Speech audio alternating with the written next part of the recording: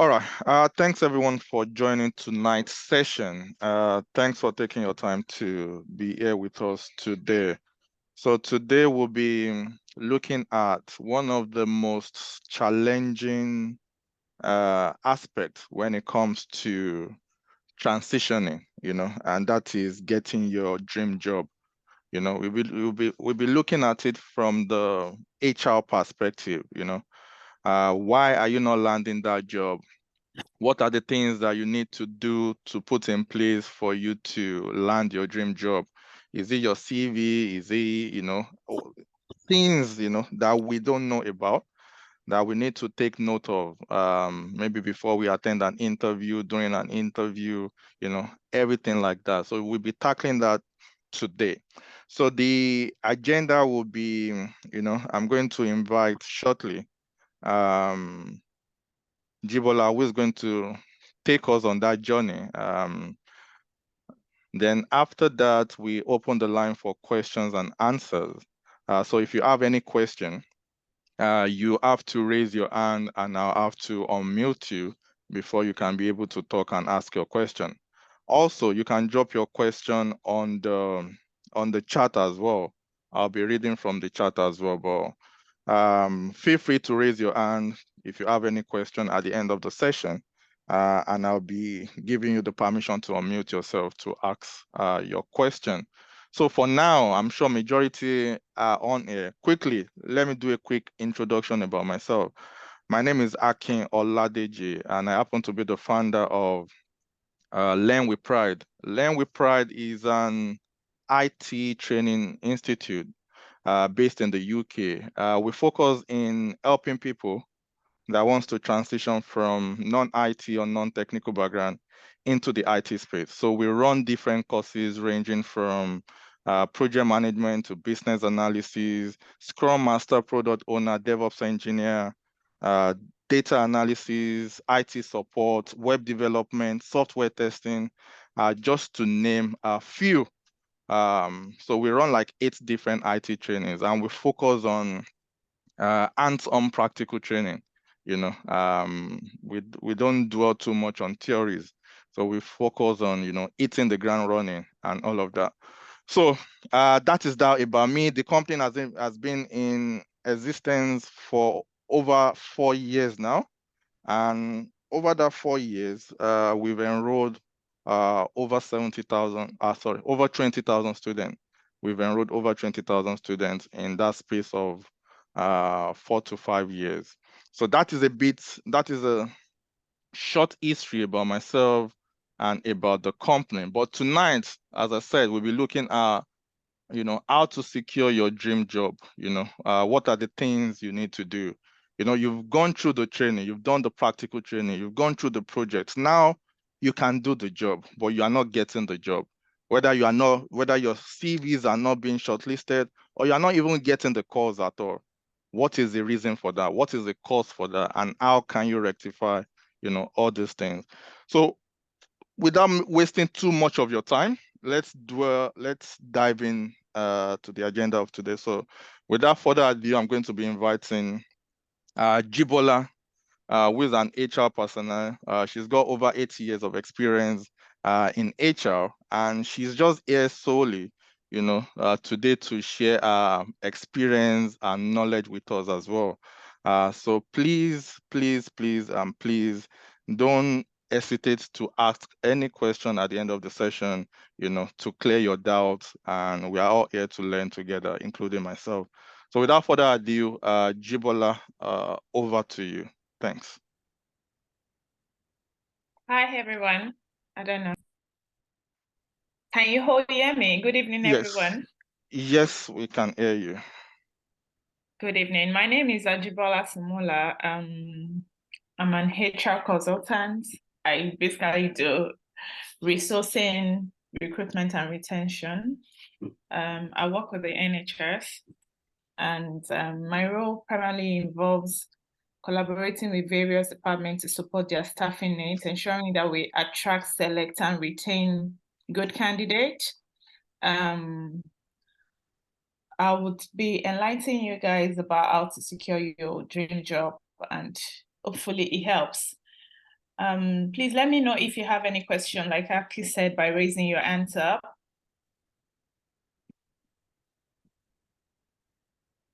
Can you all see the screen? Like Aki sharing the screen for all of us. Can we all see the screen at the moment?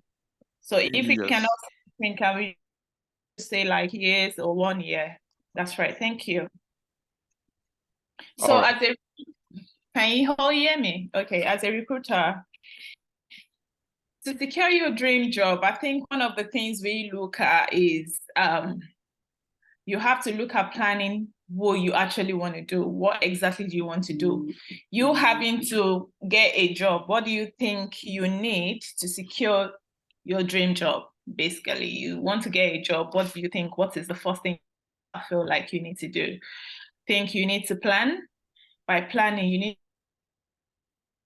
understand the kind of role you want to do or the kind of role you feel that suits your personality, your kind of person.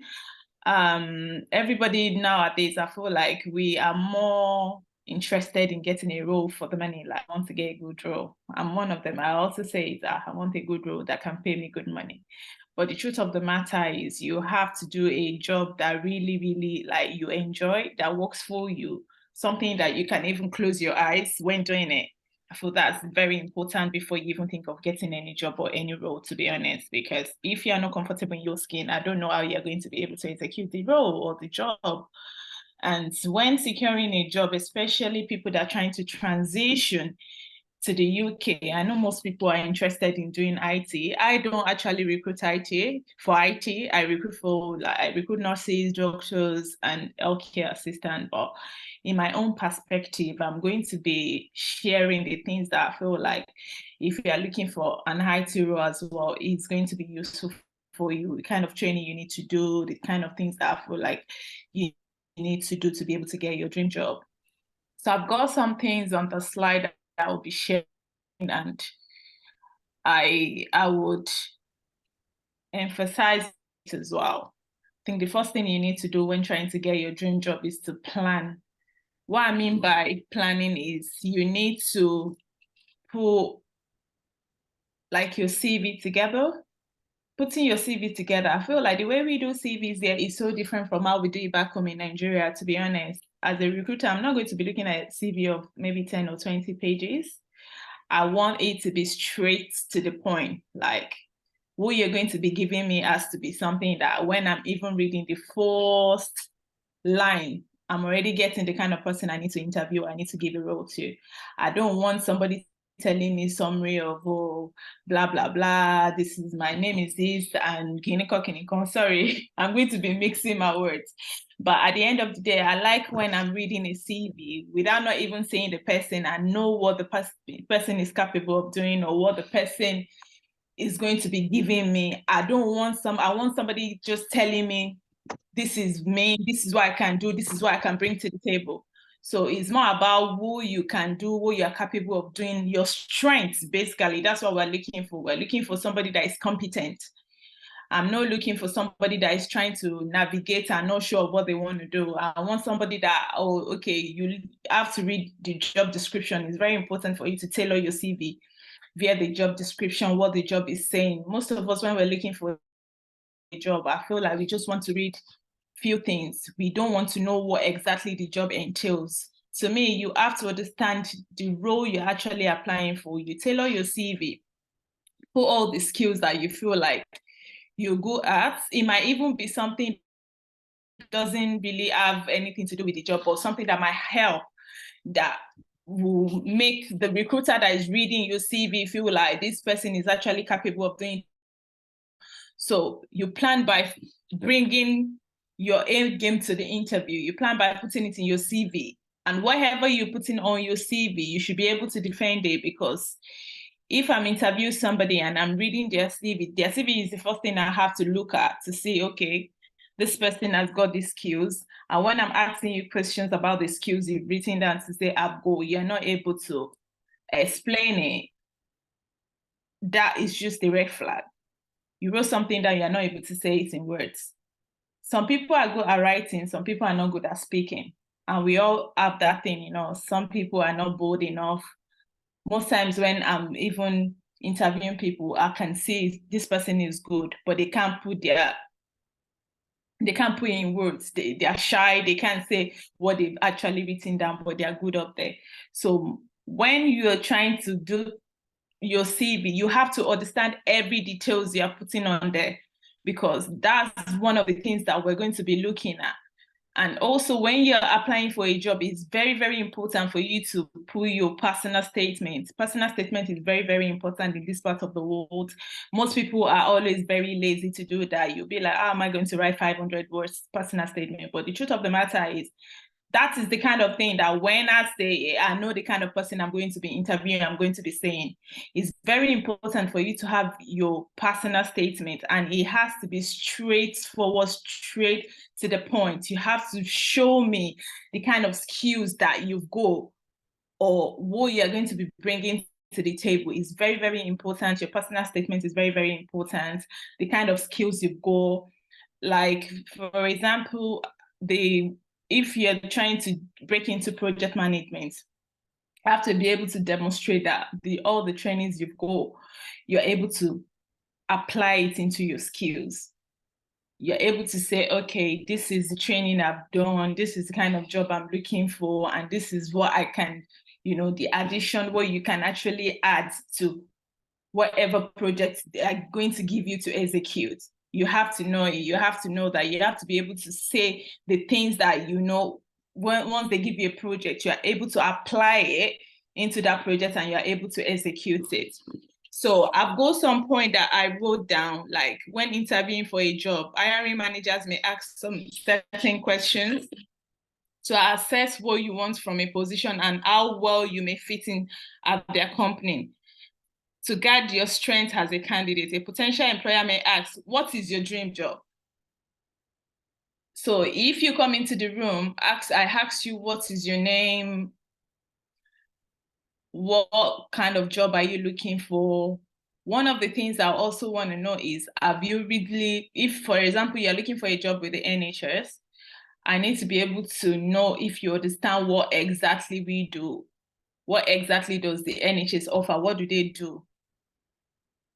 You need to have an idea. You need to read about whatever company you're going to interview for. You need to know what they do. You need to know every details of that company. It's very important because it's one of the questions they will ask you. They want to know if you know more about where you want to work, the kind of company you're coming into, what they do. It's very, very important. That's one of the things I feel like there's no interview that we do that we don't ask you, okay, what exactly do we do? Our values, what we give, we will ask some of those questions. It's very important for you to have an idea, for you to know the kind of thing the company you're applying for a job for. You have to know what they offer. You have to know everything, their values, what they do, especially because if you're going to be working there, do you actually know what they do? Do you actually know the rules they've got? Do you actually know their values? It's very important for you to know. Doing your CV as well, I'm going to emphasize on it. CV is not all about all the schools you've gone to. I know we all have different ways of doing it and we've got different templates of doing it, but I feel like most things you have to be putting in your CV are the cues and the kind of things I feel like you can do to improve or to how will I put the word, to improve or to help with whatever roles you want to be applying for. It's very, very important for you to like show the recruiter that, yeah, I know my stuff. I've got interpersonal skills. I've got different skills I can bring to the table. I can work as a team leader. I can bring my own knowledge into the table, just something convincing for them to see that, okay, this person is the right person we're looking for. This person is the right person for this job. So it's very, very important for you to know that. In this article that I've got, Akin, please, can you go to the third slide? I'm going to be reading out some of the things that I feel, the values. I'm going to be discussing some of the things that I feel like is very important for you to know, to get your maybe your dream job or the kind of role you are looking for. In this article, I will discuss and answer what is your dream job. During an interview, we provide sample responses you can use as a guide. For example, you can begin your answer by discussing your current strengths and skills. Like I said, what you can bring to the table is part of what we're talking about, your skills, what you can help with, what you feel like if you talk about or elaborate about in the interview, they're able to say, okay, this is the kind of person we're looking for. This is the kind of thing that we want in the person we want to recruit for this particular job. I mentioned earlier that you can still go into more details when asked about your dream job. Like, for example, if I want to recruit a healthcare assistant, one of the things I'll be asking her is about what are the values she's got. Is she taking care of, and maybe I'm recruiting for elderly people or kids. I will ask her, have any connection with any elderly person? Have you taken care of a sick person before? Have you had to take care of someone maybe with dementia or someone that's got mental health illness or something? And she should be able to show me to say, okay, I've got, for example, the person can either use a family member. You don't have to have an experience. I just need to know that you're able to take care of somebody that is older than you, or somebody that is suffering, or somebody that needs help. So you can tailor it to like, oh, okay, I've got like an elderly mother at home that I take care of on a daily basis. Just give me an example. Make sure you elaborate. Make sure you give example. It's very important. When giving a point, you have to be able to back it up with different examples to make us understand that, okay, you actually know who you're talking about. You actually have like examples that we can tailor to the question we're asking you. Is very, very important. You don't just say, okay, yes, I've taken care of an elderly person before. How have you taken care of that person? Are you able to shower for the person? Are you able to administer medication to this person? Are you able to look after this person very well? Personal care and the rest of them. That's just an example of me interviewing somebody that is about to take care of an elderly person. I need that person to be able to show me that, yes, I'm capable, I can do the job, and I will do the job very well. That is what I need to see in you. Like, when you want to apply for a job, you need to be able to convince the interviewer to say, yes, I'm actually the right person. You speak for yourself, like, I'm the right person for this job because I have this so and so skills. And it's very important for you to be able to demonstrate that those skills that you say, or you're saying that you actually have them, because they might give you a scenario to say, okay, what if you're in this dilemma? For example, you're taking care of an elderly person and the person needs help. At the same time, the person is coughing. What do you think you are going to do first? Are you going to get the person water, or you're going to try and help the person first? Some funny kind of situation and some scenarios that they will give you. So what you need to do at that particular time is for you to listen and think before you answer. Most of us, when we're in interviews, I know we have different personalities. Some people have got anxiety. I've seen a lot of people that come into interview room, not because they don't know what they want to say, but they're frightened, or they're excited, or they're scared, or they're shy. They're not able to put into words what they're actually supposed to say. And at the end of the day, with that kind of situation, you might actually lose on the fact that the way you're feeling, we are not going to understand the fact that because the person has got anxiety, we have to reschedule the interview, or we have to give the person the job. No, if somebody else comes into the room and does better, I'm going to gladly give that person the role. So when preparing for an interview, or when trying to go for an interview, you should be prepared. You don't go there to be feeling, if you have anxiety at that time, you have to put that aside and just face what you need to do. We call it hot seat. When you're on the hot seat, you have to do well. You have to put all the fear behind and just, do what you have to do. I remember the day that I got one of my last role. We were like 10 people for that role. And when I was going for that role, I'm like, oh, do I want to take the first time? Because we've got a time slot. And I'm like, yeah, I think I'm going to be the first person. The first slot was 8:30 a.m. And I told my husband, I'm like, you know what? I don't know. I think I should go first. But at the same time, I'm scared. What if they don't pick me because I'm the first person and they use me as scapegoat? But the truth of the matter is, when you're going for an interview and you feel like you're well prepared, I felt like, you know what, let me just go in the morning, put it down, say what I have to say, and just get it over with. It wasn't easy. And I had a job at that time. I was in another role at that time. I'm like, I'm not going to lose anything. Is that a yes or a no? And I went into that room. It was about 5 people in that room. And when I got there, I saw other people that came for the interview. I think it was 30 minutes slot they gave us. And when I got into that room, it was just like we had a chat. To me, it was a chat because that's the hospital close to where I live. I used to walk like 1 hour away from my house, and I felt like I don't have a choice. This role, this job, it is mine. I have to get it. And I was well prepared. I read about the trust. I read about their values. I knew what they might want to ask me. So I was well prepared for it. One of the things that make a lot of people lose their job or not get a job, is not preparing. I feel like it's very important for you to prepare. It is nothing really, it's not a big deal. I do interviews for people now, and I'm thinking, I used to be there. I used to sit on that hot seat at some point, but now that I do it for people, I understand the fear, the way that you feel when you're feeling like you're looking for your job. But the truth of the matter is, you have to plan. If you don't plan, you fail. That's the truth. If you don't plan, you fail. If you know, okay, for example, data analysis for you, then you have to know everything. You have to do the training. You have to put yourself in a position whereby you have to get that role. Because I don't feel that I'm the greatest at my role or I'm the greatest at my job. I don't feel that the other 9 people that came for that interview were not good enough. I just feel that I was able to convince them that I'm the one for that role. And that's all we need. That's all we want you to be confident in whatever questions we want to ask you. We want you to be able to answer us very well. We want you to be able to be clear that, yes, I know what I'm here for. That's what we look at. So it's part of the planning. You have to plan for it. You have to be able to put yourself in the position where whatever question they're asking you, you're able to answer it.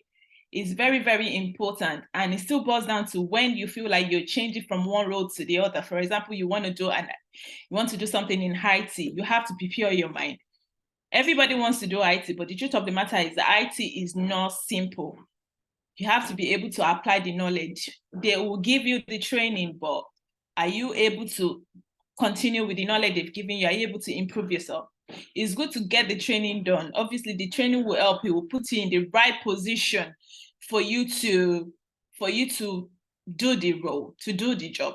But the truth of the matter is, are you prepared to do the job as well? Are you able to do the job? Are you able to put yourself in the right position whereby when you actually get the role, when you go for the interview, you're able to pass it? That's another question. That's how we have to look at it. So for example, Aki and I, let's imagine Aki and I work together. He gives you a training, you are coming to me for the interview. Aki has done the job by giving you the right training to get the role. When you leave Aki, what do you feel you are supposed to do next? You're supposed to do more research, look into the kind of job you want to do. That's where you planning comes in. Wait, okay, I've done this. Let's say, for example, you did a BA role training. What do you do? After doing the training, what do I think you need to do? I need someone to ask me. When you do a training, I need someone to answer me rather. When you do a training, what is the next thing you have to do after that training?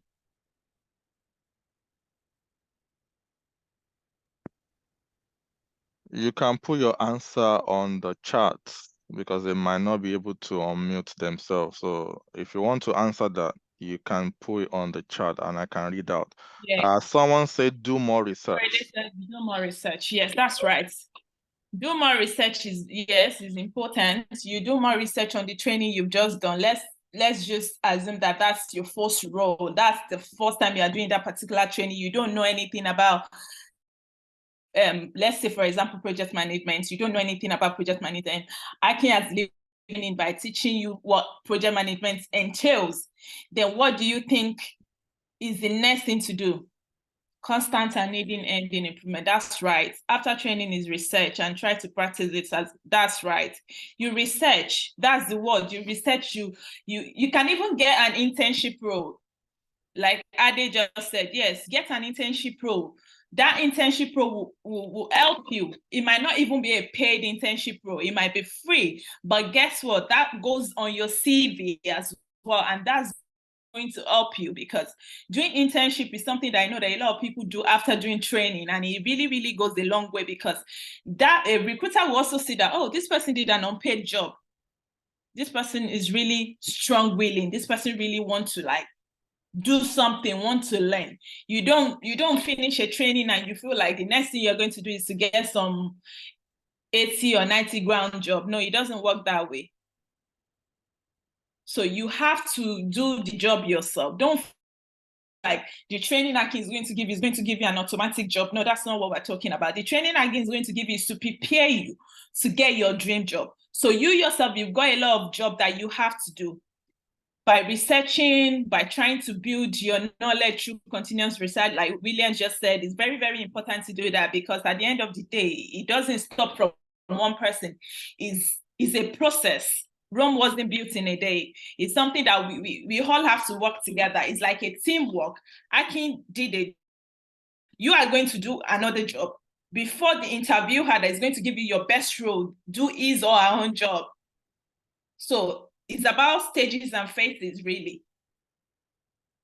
It's not going to happen in a day. And when you get a lot of no's for jobs and everything, my own word is never to give up. You keep trying. You keep trying. You don't give up, because the truth of the matter is the more you apply. When I'm looking for a job, what I do is every day I give myself ultimatum. Today I must apply for a job. Tomorrow I'm applying for another one. Next tomorrow I'm doing it. I make sure that every day I apply for one job at least. It's very important. And trust me, there's no how you're going to be doing a training. Yeah, there's no how you're going to be doing a training and it's going to be easy for you to just research on it, because they've given you everything you need to prepare yourself. So even when you're ready to start applying for jobs or for roles, it's going to come easy, because you already done the training, you've already done your own research, you are practicing. I can't stretch the internship one enough. It's very, very important. It might even be for just 3 months.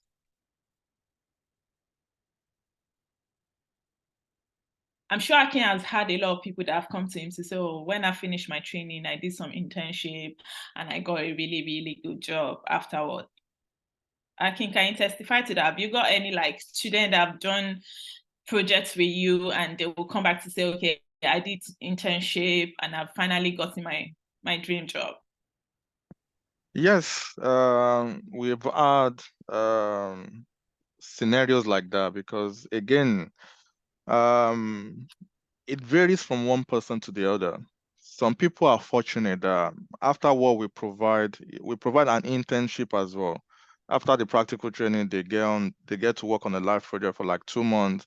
So all in all, probably like 3 months, 4 months with us. Some people are lucky that after that, they are able to secure a role maybe after 3 weeks, 4 weeks, 2 months, 3 months. But again, some people, because we are not the same, some people who needs more training, well, not training, who needs to get their hands more dirty, we even support with that as well. We try to, look for companies that are willing to take people as intern, just for them to go on to, if they have the free time as well, just to go and learn more. Because the more you learn, the more you get to know. Because if you are home, if you don't do that thing after the training, probably after you're done with us, the job, you haven't secured any job, and you are not taking that thing up, you might start to forget.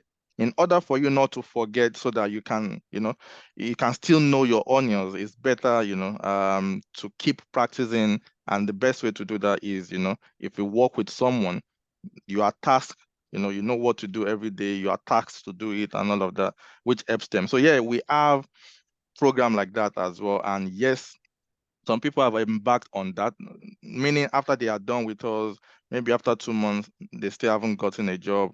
They embark on such intern program just to get their hands more dirty. And after that, they always get a job as well. And the good thing is, the people that they are intern for as well will give them a reference. And experience goes a long way, because as people who knows Learn with Pride, we are particular about hands-on training, not about certificate. And I'm sure you testify to this as well, that when you guys are recruiting, you are looking for someone who can hit the ground running. You are not looking for someone who has the theoretical knowledge but cannot hit the ground running. I'm sure you go for experience over certification. So yeah, we encourage that as well. Thanks. Thank you, Akin. So that's what I'm saying. We don't want someone that just finished a training and doesn't have any experience. I know it's really hard to hear you, but the truth of the matter is everybody all wants people that has got at least little experience. Even that's why I said, even if it's 3 months, 3 months goes a long way. Trust me. If I see your CV and you don't have any work experience and you just have 3 months experience, and I can see that you can convince me that you have the experience, that 3 months is enough. Some people might have 2 years experience. I have a colleague that I work with. She doesn't have any HR experience, but my manager obviously gave her the job, and we're struggling right now because she's not competent. But that's what I'm talking about. We gave her a flow, but she's not able to meet up. And that's why most people say, oh, why would you want to give them the first job? Why do you want to do the training? Yeah, when we recruit you, we have to train you to learn on the job. So we don't mean we want somebody that has all the experience, that knows everything. No, that's not what I mean. But at least, for example, if you apply for an IT role, you should be able to know about the normal IT basic, like to use a computer. That's what I'm talking about. So like someone wrote in the chat, it's saddening getting an unfortunate message. It is not an easy thing to deal with. Yes, I know that. Most times when I send offer letters out, I'm really happy. Sometimes when I send reject letters, I'm not happy because I know how that is going to affect somebody. But the truth of the matter is I can't have interviewing like 10 people and you expect me to give all the 10 people an opportunity. No, it's not possible. It still boils down to we getting the best. And that's why I'm saying that for you to be the best, you have to prepare.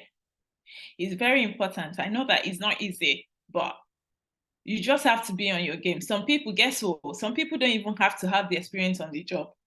You just have to prepare for that one day, which is your interview section. And trust me, if you can smash it everywhere in the UK that I know, once they take you for a job, they are entitled to train you for that job.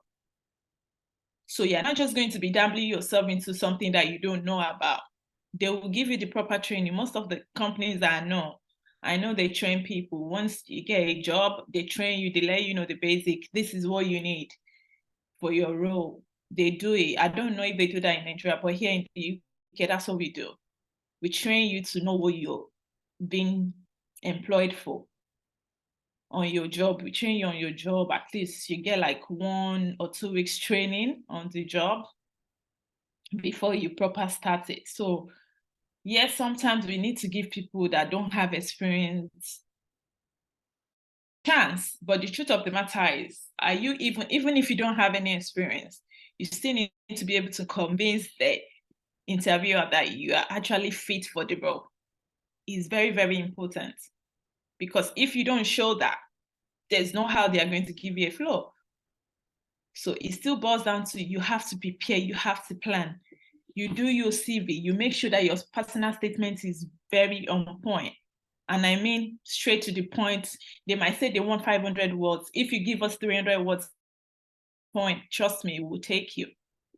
Don't beat around the bush. Don't say the same words at the same time. Just every time, don't repeat same words. That's the key point. And you have to be able to build soft skills as well. Building soft skills is very, very important. It is very, very important, because apart from the training that Learning with Pride is going to give you, what exactly do you also have as a person? Because that's one of the things that they look at, soft skills when hiring for IT-related roles. Technical skills is very important. That's what they will look at. So this include like programming languages, hardware, software, and IT infrastructure. Soft skills such as problem solving, communication, teamwork. If you don't have that, how do you want to get an IT role? Because remember, IT professionals, they often work in collaborative environments.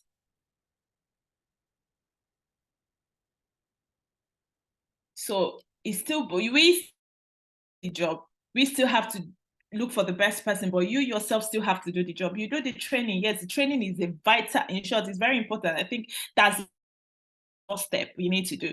Get the proper training. So for example, if you want to do business analyst, you have to get the training. You have to be able to, when doing training, I'm guilty of that as well. Sometimes when I'm doing training, I can leave to do something else. You focus, you listen to the training, you make sure that everything they're saying in that training, you understand it. It will help you. Because when you're doing your research, if you miss anything out, how are you going to research? What are you actually researching for when you don't have the proper knowledge of what you actually trained on? So when even writing your CV, I think your CV is going to come naturally because you were in a class. It's like when we're in a class and they give us assignment to do. If you listen in class, obviously you smash your assignments. It's very important. And it's just common knowledge. So you're getting a training. When you finish getting the training, there's nothing wrong with you going online as well, do some research, know more about that particular role or particular training you got, and know what they are looking for. Do your research, ask people. Information is key. I always tell people.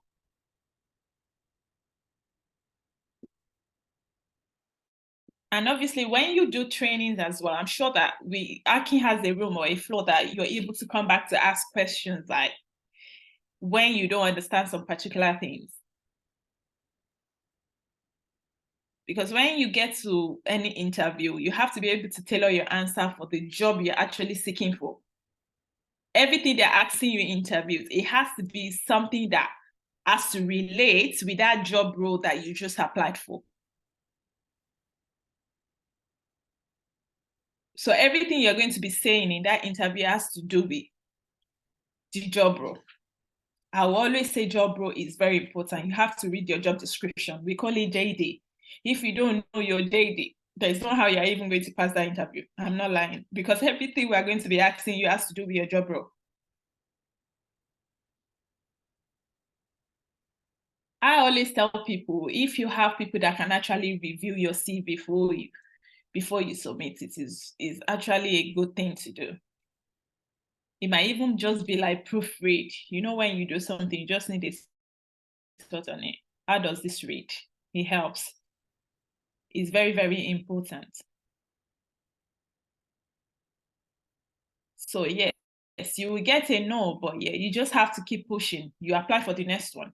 You keep applying.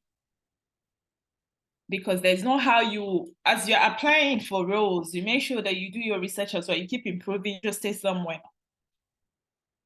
We've got a lot of internship in the NHS. I think we are leaning more towards like doing some IT internship as well. We've got a lot of business analyst role as well. So you can decide to even do internship. I think they pay for internship, to be honest. NHS pay for internship. It might not be a lot of money, but something that helps towards, I think, your transportation or something if you need to come into the office. So some companies also pay for internship role. It might just be towards your transport, but you might feel like, oh, why will I do a job that I'm not going to get paid? But that is also planning. That is also a step. Imagine you wanting to get a job in, give yourself 6 months. You do training. I think your training always goes for like how many weeks, Aki? The whole program is like 3 months. So typical example, take for example, business analysis. The practical training is for 6 weeks, which runs twice a week for 6 weeks. And after that, they will be involved on a live project for another 2 months, where they'll be working as part of a full Scrum team on a live project. So all in all, like 3 months, 2 weeks. So okay, imagine you trying to like give yourself ultimatum 6 months. I need to land a role. So what do? You do your training, let's say 3 months. You look for an internship role that maybe for like 2 months, that's already 5 months. And the next 1 month, you prepare your CV, you prepare yourself. Most times you can even go on YouTube, a lot of videos on YouTube to show how you can smash an interview. No, I don't prepare CV for people, but I think they do it on CV Library. I think CV Library has got that. So if you Google CV Library, I think they do that. I don't prepare CV for people, but obviously you can get people to We actually proofread we actually have company we partner with that help with CV. CV revamp, LinkedIn optimization, and cover letter. That's right. So cover letter is very important as well. So if they do that package, I think it's something that is worth just looking into, because it's your CV that we'll look at to be able to say we are even inviting you. So CV, your training, very important. You do your CV because once you even get an opportunity to be interviewed, if we look at your CV is good, and you yourself, you are not good at interview, it doesn't matter. We're not going to take you. So everything has to work together. So somebody doing your interview, your CV for you doesn't mean you're not going to look at it. You still need to read it. You still need to understand what they've done. I'm of the opinion it's good for them to help you do it. But another thing is for you to understand what someone is doing for you, because where we get it wrong is that, oh, they've done the CV, let me just apply for the job. I've had scenarios whereby people come into interviews, they don't even know what is on their CV because maybe someone did it for them. So like I said, your CV, you have to master your CV, you have to master the job role. It's very, very important. The JD, once you want to apply for any job, before you even apply, I feel like you need to understand the job role. Because you can't just see a job, oh, because it's business analyst, let me just apply. No. What does the job role, what does it entails? Am I able to do it? Does it apply to me? Is this something I can do? Those are the questions you need to like look into. It's very, very important. Someone is asking, can you please provide us with a link for the NHS business internship? Many things. So if you go on any, I don't know where you live, or we've got different trusts in the NHS. For example, I work with Dartford and Gravesham, so Kent. So if you go on my website, you will see, find under jobs, we always have internship. It's everywhere. All NHS hospital, they have it. They always have internship on their website. You just need to look under jobs. So I'm sure you will find one. They are doing everywhere. It's not just where I work, the whole NHS. You're welcome.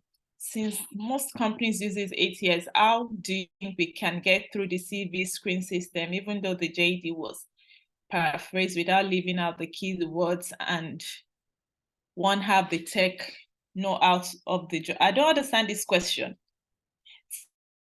Company uses ATS. How do you think we can get through the CV screen system, even though the JD was paraphrased without leaving out the key words and one have the tech know out of the job?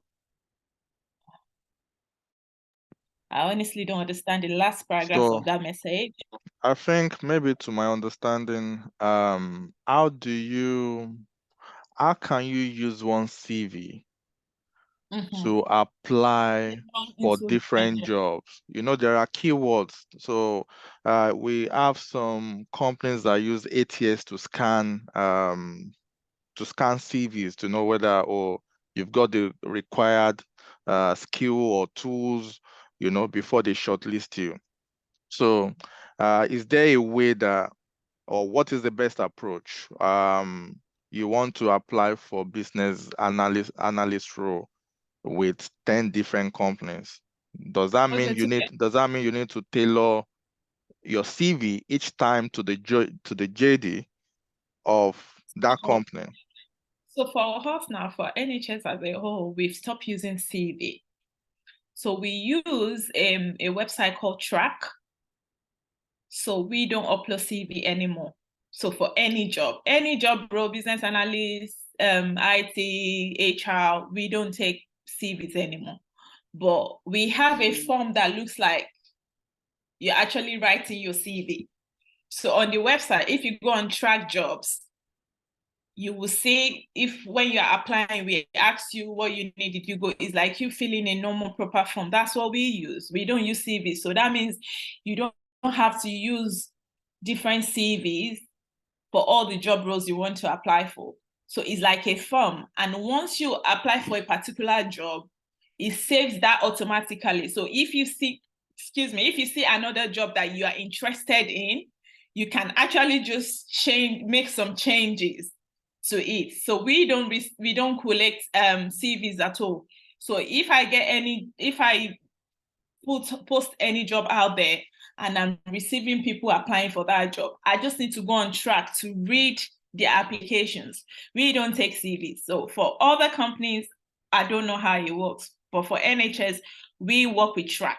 Track is a system on its own whereby you can just fill in all your details. You have a place that you can put in your personal statement. You have a place where you can say all the skills you've got. Yes, we've got jobs. Your internship, are they remote? Some of the internship are actually remote. Yes, they are.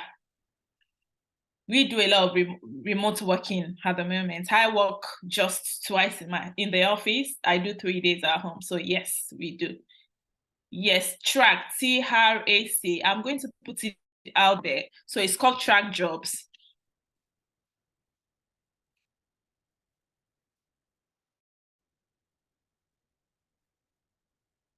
I'm not so sure if Track Jobs has got internship though, but all I know is that any job role you want to apply for with the NHS automatically takes you to Track Jobs. But you can just check any hospital around you online to check for their internship role. Once you click on that link, it's going to take you straight up to Track Jobs. And we also have NHS jobs as well. So those are the main two systems that we use to get people on board.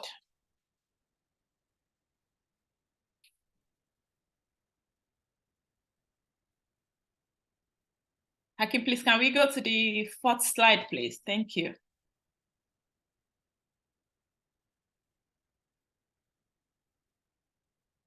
So one of the things I'm going to emphasize on, like when actually looking for a job, is networking. Networking is something that I really feel that most people don't do.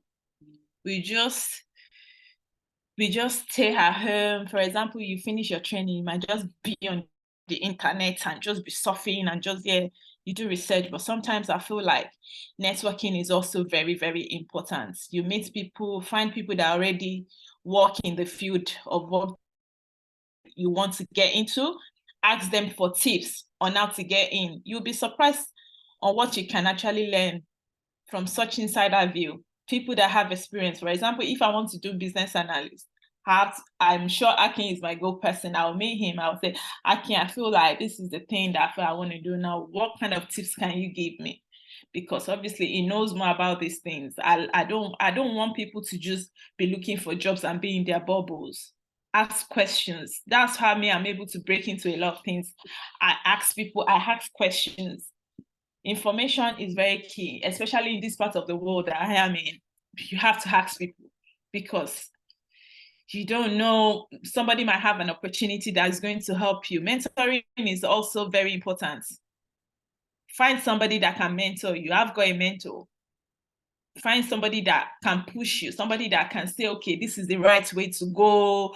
This is the things you need to do. You know, like I said, I'm sure that for Akin, he's got like relationship with people that he's taught before. If you need questions, if you're like just troubled, you need to know more, you need to know some tips that you need to do. And that's why he gives the training, because part of the reason for that training, doing training with Learning with Pride, is for you to have a relationship with them. Even when you get a job, I feel like it's very important for you to go back to them to make them know that, oh, we get a job. If I interview somebody and the person sends me a text to say, oh, thank you, after that, it's something, it will put a smile on my face to make me feel like, oh, okay, this person is happy for the job I just did. Because it's just very important to just speak to people. Speaking to people has really helped me. And I'm not going to lie, because somebody also gave me a chance. I didn't do HR. I didn't study anything HR. I did law as my first degree. And I did IT as my master's degree. So I don't even have any HR background. I didn't study HR. But somebody gave me a platform as well. So, and it was just one of my friends as at that time that was doing HR, and she was like, oh, Jeeves, I think you'll be good. And I'm like, HR, is this something I want to do? And I did my research. I went online. I told my husband, I think I'm liking HR. It's for me. And I started doing research. And I applied for my first role, and they gave me. You know, it was an opportunity, it was a platform. I didn't have any, in short, I didn't have any UK experience. I didn't have any job. I never worked. That was my first role. An HR assistant role. That was my first role. And when I got the job, I was like, I got the job. My husband was like, that's nice. You know, and, you know, I kept progressing, doing my research still, you know. Someone will just give you a platform, and some people are lucky. They apply for a role and they just get it. And some people, you have to work twice as hard to get it. But all I know is that if you don't plan, you will fail. You still need to know that. For example, when someone was saying, oh, one of my friends told me, I think you will be good doing HR. I was looking for what to do at that time. I wanted to do IT because I know that's what I just finished doing. Maybe I should just go into IT. But for all I know, I don't want to do IT because my husband is into IT. I wanted something different. And I'm like, what can I do? And my friend was like, I think you'll be good with doing HR, because she does HR at that time. And she was my really good friend. And I was like, okay, what does HR entails? And she told me, and I went home, and that day I was like, let me just research on it. And I saw it, and I'm like, oh, I love it. I love to speak to people. I like to solve problems and everything. And even now that I do recruitment, I'm looking into doing courses in employee relation, because it's more of me. So even if you get your dream role, I always tell people you have to stay in that job role for at least 2 years to get your foot in, learn on the job. Don't rush. That's another mistake we all make. When we get a job, we want to just leave because I've gotten the experience I need, maybe 6 months experience. I need to get another job. I need more money. There's time for everything. Time to learn, time to be good at what you do. No hiring manager will come to me now and say, oh, Jeeves, you just made a mistake hiring somebody. No, I don't think I've ever employed anybody and there's a mistake or the person is not good enough. Because I'm confident that when I take people on board, they are good at what they do. So that's another thing I feel like we need to know when we secure our role. First role, to be honest, you need to learn on the job. You need to stay there at least 2 years. I always tell people, guess what? Imagine you doing something every day for 2 years. Do you know how good you will be at it? You will be able to do your job closing your eyes.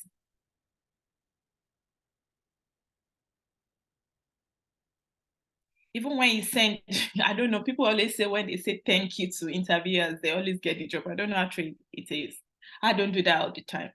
But imagine you just interviewing and when you get and sometimes when you don't get the job, I always tell people, you ask for review. Ask them why you didn't get the job.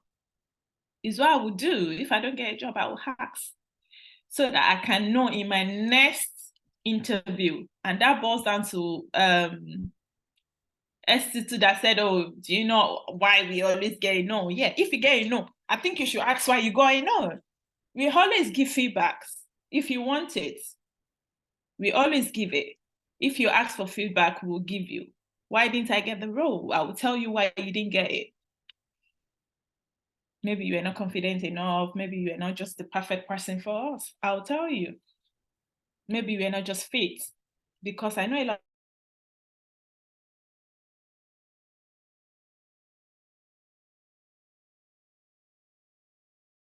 of coming in to get. So we have different instances like that. And some people, they have good CV. They are not even able to talk, to express themselves, to say, okay, I'm here for this role, yeah. What's your name? They don't even know their name. That's just an example. It's not that bad. But yeah, do you get what I mean? So you have to be confident. You have to look the parts. You know, you have to be ready. You have to be nice. You have to smile. You don't come into the interview and be squeezing your face. I wouldn't even want to talk to you myself. I'll squeeze my face for you. But when you come in and you smile, you speak to us nicely, you know, we might even chat you up. Some interviews that I do, I don't even ask questions. We just chat away. If I see that you are very confident, I will just talk to you normally. How are you? How long have you been in this country? Why are you applying for this role? I will just ask you just a few questions, not like I'll be there to be asking you essays. No. Do you think you can do this role? What interpersonal skills have you got? What do you think? Have you worked as a team? I'll ask you just normal, small questions. And if you are fit for the role, why not? We put our heads together. It's not like I'm the only one that is going to make that decision, but I'm able to convince the panel to say this person is actually the best person for the role. Trust me. And those are the things that we look at. We don't want to look at all the essay. You went to Cambridge, you went to Harvard. No, we don't need that. That's the truth. We don't want to know. It's more of what you want to bring to the table. It's more of the skills that you've got that we look into. It's not about if you like have 10 degrees. I had a master's in IT, but I didn't get a fantastic job when I started. I got an HR assistant role. And at that time, I know a lot of my friends that were earning thousands, that were earning so much, but I wanted to get my foot in. That was what I wanted. I wanted to just start somewhere. I wanted to just get a job, something I can do, something I feel like I can do. When people ask me now, oh, how come you did law and now you did IT and now you're doing HR? How did you do that? That's what I mean by you learn on the trade, you learn on the job.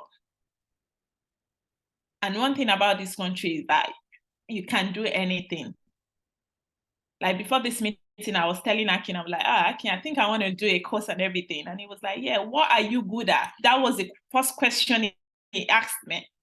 What exactly is your strength? What can you do? It's not because I want to leave my job. No, I love what I do. I love HR. I love recruitment, to be honest. I love to put people on board. But I just feel like I need something more challenging. Let me develop myself. And somehow, everything you have, you might even do mathematics and become, what's it called, a business analyst. It doesn't matter. There's a way that everything just correlates at some point. With my IT background, I feel like it helped me to be able to like learn on a lot of things. I remember when I started working, I wasn't really good at Excel. And I will ask my husband, I don't know what this thing is all about. But because I was doing it every day, I was doing spreadsheet every day. I have to put in the doctors and nurses that I'm getting every Monday. I put people on board every Monday. So we do interviews Thursday and Friday. And every Monday I have to do a spreadsheet of people coming into the hospital, like new starters. And because I was doing it every day, now if I'm sleeping I'm good at Excel, I can do it every time. So it still boils up to when you're doing something, make sure you love it, you enjoy it. Don't do it for the money. Make sure that you love it, what you're doing. Make sure that you have skills for it. Because if you don't love what you're doing, please, what exactly are you doing? Is it for the money? And that's when you are getting all your training, all the details, make sure that you are very attentive, you know who you're actually getting, you understand the training you are doing. That's very important. You might actually be good for project management and you're doing business analyst training. So don't just do it because you feel like everybody's now doing BA. No, I have to jump on it. Because that's another thing. If you are good at what you do, I think your progress will be very fast. You'll just go boom. But if you are struggling at your job, bro, I don't think you're going to enjoy it for long. You might not even do it for long. You might feel like, oh, you need to change. You need to do something different. You need to do another course. They always give feedback. We give feedback at my own trust. If you ask me, if I interview you and you ask me, Sinashi, when you ask me, what did I do wrong in the interview? I'm reading the chat now. I will tell you, oh, I think you did well at the interview, but I don't think your CV was well explanatory or your personal statement was good enough. I will tell you, we give feedback. It is our right to give feedback. Most people don't ask. That's what I will say. We don't even hear back from people most times. But the intelligent one and the ones that are very nosy, they want to know, what did I do wrong? Why didn't I get the job? And we will give that feedback. That's what we do. It is our right. You can't ask us that, okay, because that will help you in your next job role. It's very, very important. SSU said, after being through many interviews for my dream job with unfortunate messages, I am afraid going for another interview on 2nd October. Why will you be afraid? But have you done something differently from that time you got a no? Have you tried to like see that, okay, the jobs I'm applying for, do I need to know something different? Do I need to know more? Is there something that I feel like I'm not doing? Because that's another thing. I don't feel like all interviews are really bad. I feel like some people just, like I said, you go into that room with a force to reckon with. You just need to convince them that I'm the perfect person for this role. Me personally, that's what I look at. I don't want you coming to the interview and you shaking. No, I don't want that, because how will you be able to, if you have an issue at work, how will you be able to manage it? Because we look at body language as well. Yeah.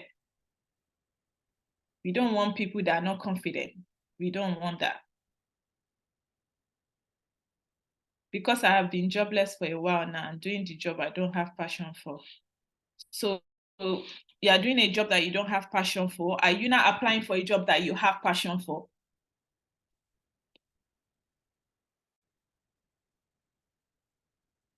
They said it's hard to get a question here in Nigeria.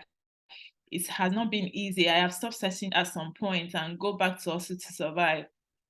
Well, I think there are a lot of places that if you are trying to transition into this place, I think that we've got a lot of sponsorship roles that we do with the NHS. I think it has to start from a band 4 job. We sponsor from a band 4 role, to be honest.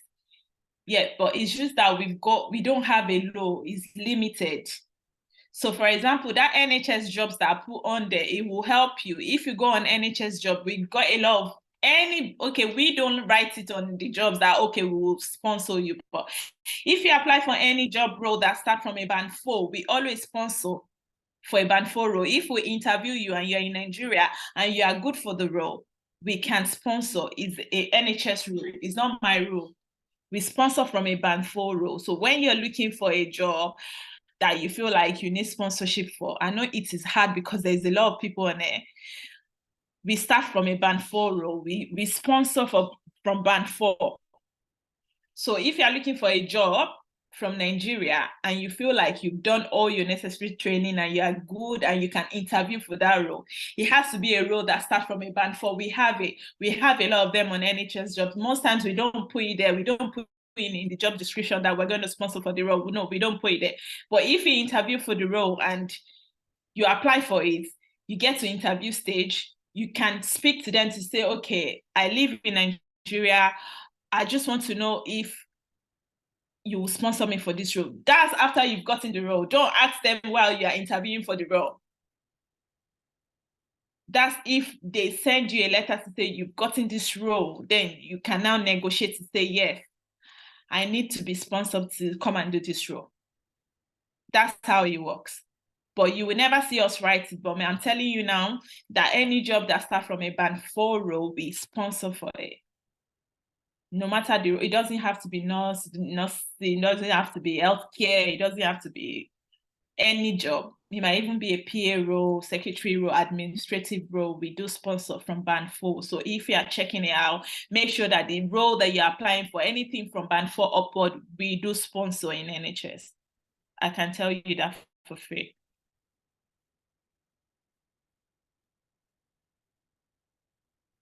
I think this section has gingered me. Yeah, I think, like I said, information is really, really key. Can you give a referral, please?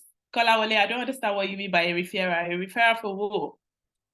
So, like I said, information is key. You might not know all this. For example, we don't, at the moment, we are cutting down on getting, what's it called, international nurses. We don't give sponsorship to international. We've put a stop to that at the moment, but for other administrative role, and make sure that when you're applying for any role, I feel like with the administrative role, you can get in on sponsorship visa, but it has to be a band 4 role upward.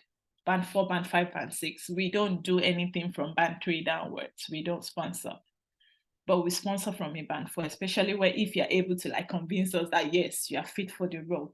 But remember, NHS2 now offers like them business analyst, project manager. We've got a lot of project manager role at the moment. I think I put like 2 out last week, actually. So there's a lot of project management role out there. So if you are really willing to do something and you need sponsorship for it, I think one of the ones that we sponsor for is project management and business analyst. So it's something that you should consider to do, but without the training, without you understanding what the job entails, I'm sorry, I don't think you're going to get on it.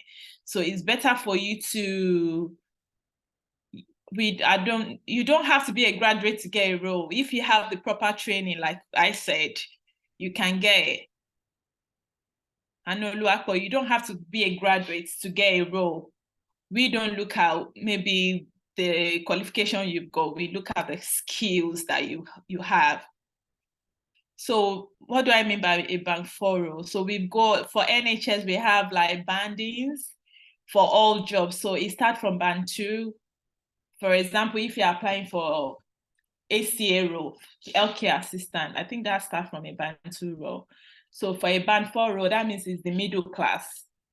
We've got different class. So middle class, we only sponsor from middle class. So that's band 4. Every job you're applying for on the NHS website or on track, it shows the band. So make sure that it's not band 4 role, not bank, band, BAND. So make sure that if you're looking for a sponsorship role in the UK, it has to start from a band 4 role. We don't do anything less. So that's very, very important. But I think we do more of business analysis or project management. Yes. You can even come into the UK with maybe an administrative role. It doesn't have to be maybe project management, and maybe when you can, by the side, you can be doing your training. We learn with pride. While doing your training, if you get sponsorship, we always have jobs that are out there and you can just switch to get something better. But at least to get your foot in, you still need to do a course, because you can't just get a job if you don't have all the necessary information or all the necessary knowledge to get the job. So it still starts with you having the proper training. You have to do a training to get a job. You need to be able to show that you understand role is all about. You're not just going to come in to say, oh, you're applying for a band 4 role when you don't even know what business analyst, well, you don't even know anything about being a business analyst or being a project manager. You don't know anything about it. So don't even try to apply for it, because no interviewer is going to take you, or no recruiter is going to even take you on board. So you have to even show it. Even when we look at CVs or we look at informations on your application, we need to be able to show that you've done it, you have all the necessary training. So the ones we are going to give is just going to be like a top up. So that's very important as well. So don't think the job is just going to come easy. You have to be able to do your training, get to know what you're on about before you apply for the role. So please, what do you mean by, I've explained that, Wilson. Do you, are your undergraduate listener? I've explained that as well. What about project monitoring officer? What about project monitoring? They have that as well. So, but can someone get sponsorship or in network engineering? I don't know. I'm not sure about that. I don't know. I'm not sure. It depends. They have a lot of roles on there. I don't think I know everything on my head, but they've got different roles. Well, I can just tell you that when you want sponsorship roles, you have to check from band 4 role. Like I said, that's another thing that I know that a friend of mine did. She applied for an administrative role and she was doing her course by the side. So when she came in, she was able to transition to what exactly she was looking for. So for example, if you're really interested in doing project management or doing data analysis, be doing your training by the side, make sure that you've got something to give. So even when you get a sponsorship visa, you can still get a good role that you can take your sponsorship somewhere else if need be. What about, yeah, we have a lot of IT support role. Can a care assistant in the UK apply for business after training? Yes, you can. Yes, you can. I can. I'm sure they can. So someone just said, can a care assistant in the UK apply for business analyst after training? Yes. Yes, you can. But that's in two ways though. I don't know whether the care job you're doing at the moment, I don't know whether it's a sponsorship job, or even if it's not a sponsored job. That's the whole essence of transitioning. Transitioning means you are looking, the company, the training organization is ready to walk the walk with you. They are ready to take you from the very scratch. Some people on this call will know my story as well. I came from an accounting background, and I've done all sorts of jobs as well, all jobs, security, cleaner, name it, I've done it. But when the time comes, I transitioned from that background, from that accounting background that I never even worked a day as, to something really technical, to software automation engineer. So your background doesn't matter. It doesn't matter what you're studying at the moment. It doesn't matter what you are doing as job at the moment. You might be a cleaner, you know. You might be a customer service officer. You might be a care assistant. It doesn't matter. That's the point of you looking for a training organization that is willing to take you from the very scratch to the level that you'll be comfortable with, and you can start competing with those who has been doing the job for the last 2-3 years. It is possible, and that is what we do at Learn with Pride. We walk the walk with you. We support you, we mentor you, you work on a life project, you undergo the practical training, everything that you need, for you to succeed at the other end, we provide that to you as well. Shortly after the session, I will be sharing a WhatsApp number. If you are interested in any of our courses, or you want to know more, or you want to enroll, you can message that WhatsApp number and I will be more than happy to respond to any message relating to transitioning. Thanks. Over to you.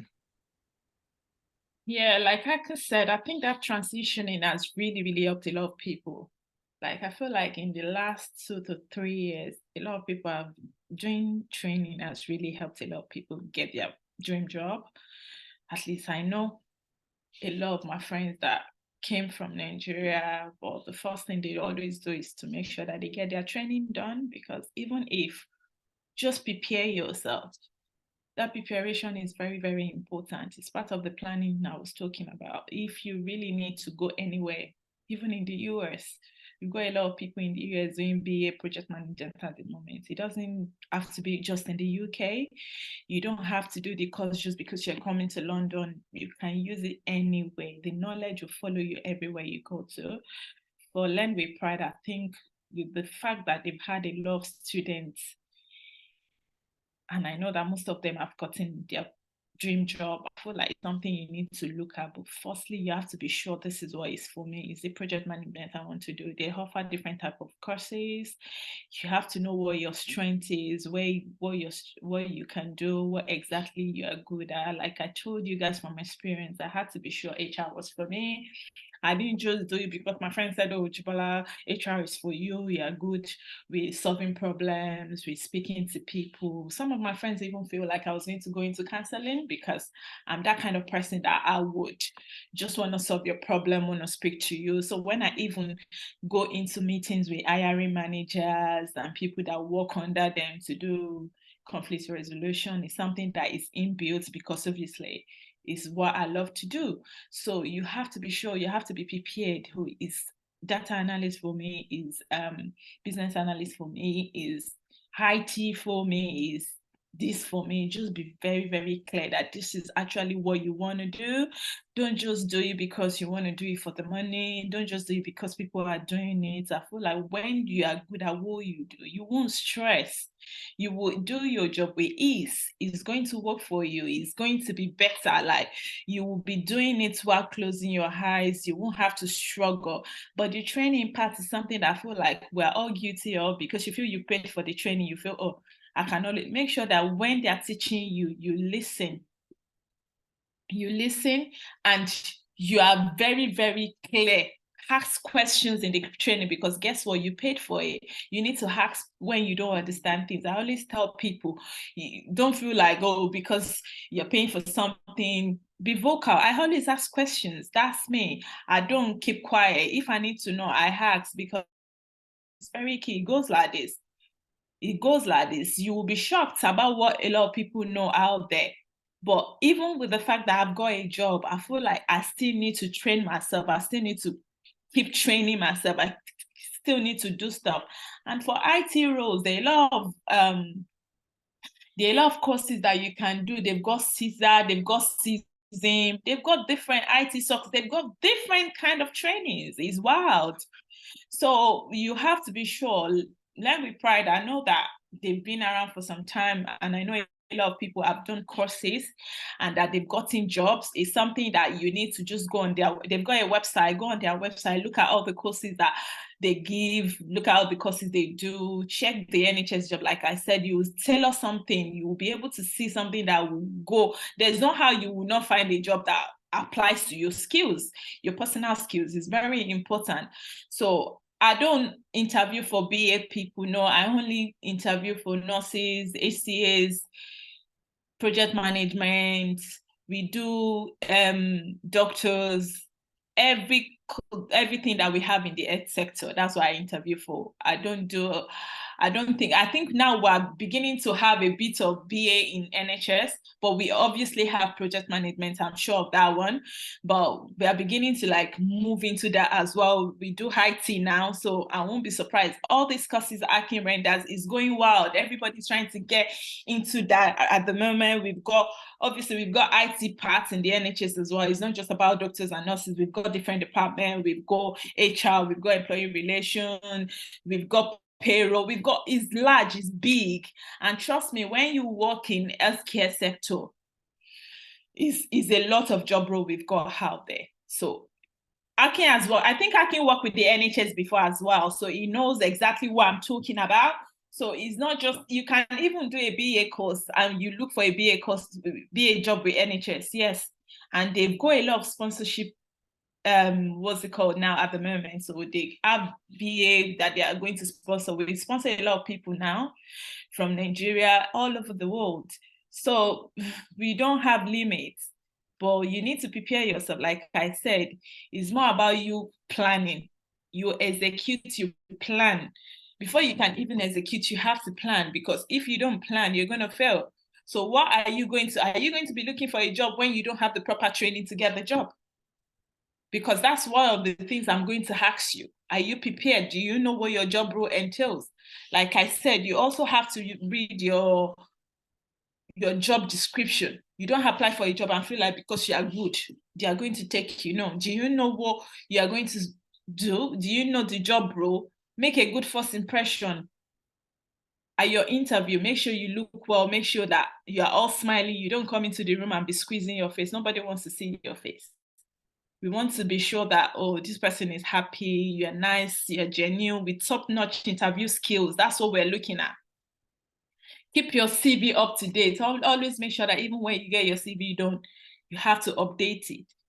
Because as you're doing trainings, you are gathering more knowledge of a lot of things that you have to add. You have to add in your CV. Log out, yeah. You have to add in your CV. It's very, very important. If you don't have anything, imagine you having a CV. Every year, I'm really lazy when it comes to CV. I'm not going to lie, because NHS has made it very easy for us. So I think I don't even have a recent CV. I think the last CV I have is from last year that I just did myself. Sometimes I just go on my computer. I just want to put new things that I've learned. And one thing I really like NHS for is that you've got a lot. Once you work with them, we have a website that we call Adagio. On Adagio, you're able to do free courses. That free courses, like, it's things that you can add to your CV as well. It helps you. It's free. People go there to do courses. And I feel like it's one of those things. And even when you pay for costs to do it, so you can use that to ask for more money. And that's what I'm about to do with Learn with Pride as well. I want to do a course with them. So you can negotiate, because it's not just about you getting that job and then you relax, but make sure that you're going to stay with that, to learn on that job role for at least 2 years. Be there for 2 years, get your foot in, learn everything you want to learn from them before you apply for a new role. Because if you're going to be applying for a new role with me and you just worked in an organization for 6 months, I will ask you, why are you leaving that organization? You've just been with them for 6 months. And I also will look at your CV and check any gap. I will ask you questions about the gap. If you've got gap in your CV, I will ask you. You have to be able to give me a very reasonable reason why you have that gap. When I went on maternity leave, I had the gap. When I applied for my new role, they asked me, why do you have that much gap? And I was like, oh, I was home taking care of my child. That's a reasonable one, because obviously I have to take care of my child. But you can't tell me, oh, I didn't work for 6 months because I didn't want to work. Will I want to take you? No. I won't want to take you. And I will be thinking, okay, you're in an organization, you've just worked for them for 6 months. How am I so sure you're not going to leave me in 6 months? Because I want someone that will be able to work with me for a long time. I don't want to recruit in another 6 months. It's stressful.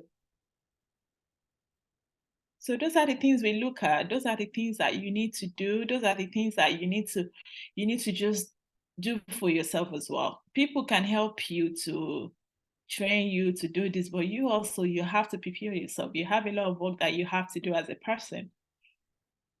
You might even have some skills that you don't even know you have. And maybe when you're doing training, when they mention all those things, then you just start thinking, I can actually do this thing, you know.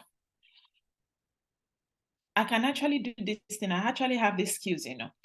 Like me, when I do some things, people around will be like, you know, you have the skills. Like I said, employee relation is another part of HR. It's not what I do. I do resourcing, recruitment, and retention. But employee relation is something else that I feel like I like, and I'm leaning towards it. Sometimes I just stand up from my table when I'm in the office. I go to their department. I just sit with them. I just want to learn. I just want to see what they're doing. Is it a yes or a no? But most times you get yeses because people know you're curious. You want to know. So it's part of learning as well. So you can't do a course and expect a different result if you don't do anything yourself.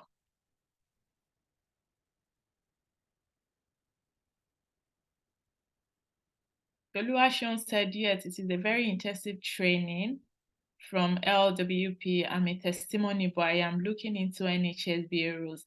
Health technology space is my aim. That's good. Yes, I agree. NHS is wild, but at the same time, if you are looking into that role as well, you need to be able to do other trainings that will make you stand out. That's the word I use for people.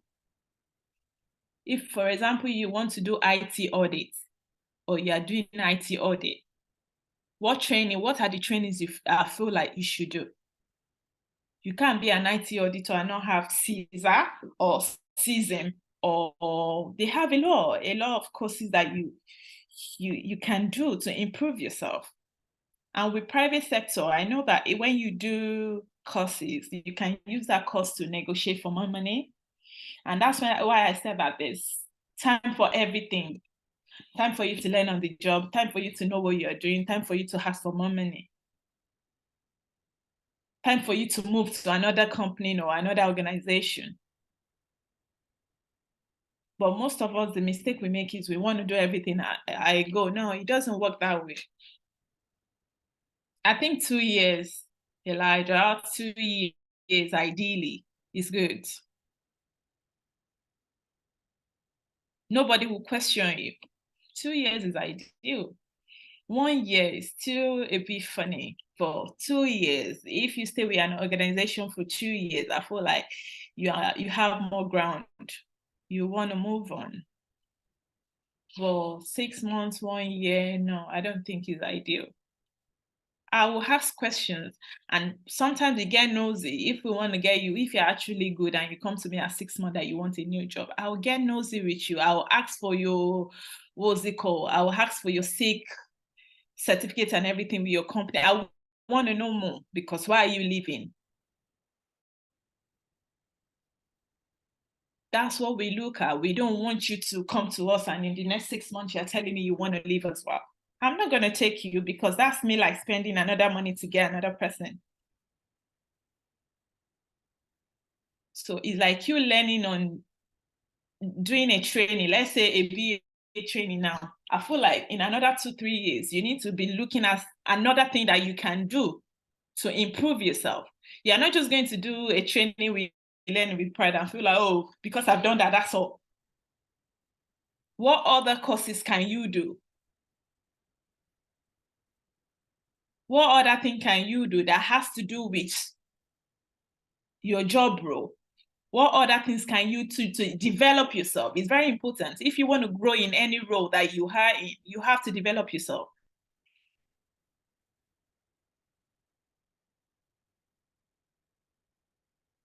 If you're working with an organization on sponsorship visa more, you have to stay with them. I think it's part of the rules, or part of the, how will I say it? Yes, it's part of the rules. You have to stay with them till the sponsorship visa expires or whatever year you have with them. Yes, you have to. If you get another job within that 2 years or after that 2 years, the company you are going to should be able to take up your sponsorship.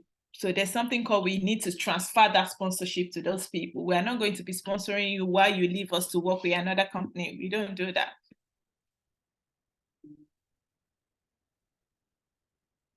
So yes, the new company that you are going to, we have to take up the sponsorship. So you have to be sure that those people you are going to meet are willing to sponsor you. So if you understand what that means, yeah, they need to be able to say, okay, we're going to sponsor you. So if you're leaving us, for example, you need to be sure that where you're going to, they've got sponsorship visa for you. You don't just leave.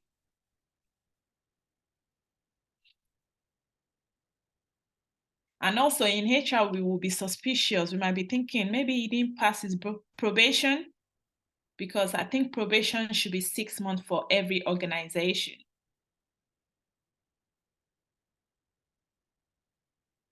If you leave an organization in 6 months or less than 6 months, I will question you.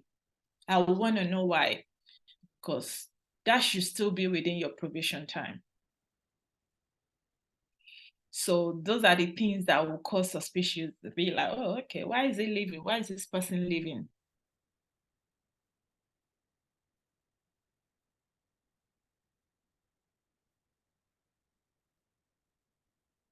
Olatunji said, LWP trained me on Scrum, which was a springboard for me to journey into tech. Now I am targeting NHS BA roles, but I just got a Band 2 ACA role with the NHS alongside having the skill. Do we stand a chance if we apply within the NHS, a current healthcare outro with the NHS? Train me on Scrum. Yes, but I feel like, yeah, you have a chance, but I feel like Scrum Master, I think if I am targeting here, but do you have the training on BA? Have you trained on BA? I know everything is interlocking, but are you trained on BA itself? And would you be needing sponsorship to get that role? Because if you're a band 2 HCA, yeah, we look at the fact that you are internal, you work with the NHS and you're looking for another job with the NHS, it's internal, you are more likely to get something. But the truth of the matter is you are changing. That's you like transitioning into something different. But you need to be able to show us that, yes, I've got all the skills to transition into a BA role. That's what we'll be looking at. It doesn't matter, like Akin said, you can do any job to change to any job. So that's doable, but with the right skills though.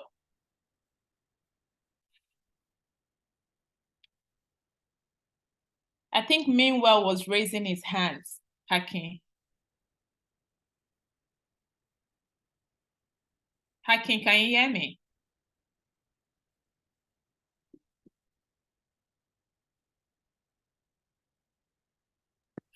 Hello, are you talking to me? Yes, Meanwhile was raising his hands. I think he wanted to ask something. He wanted to ask. Oh no, he has issue with the audio.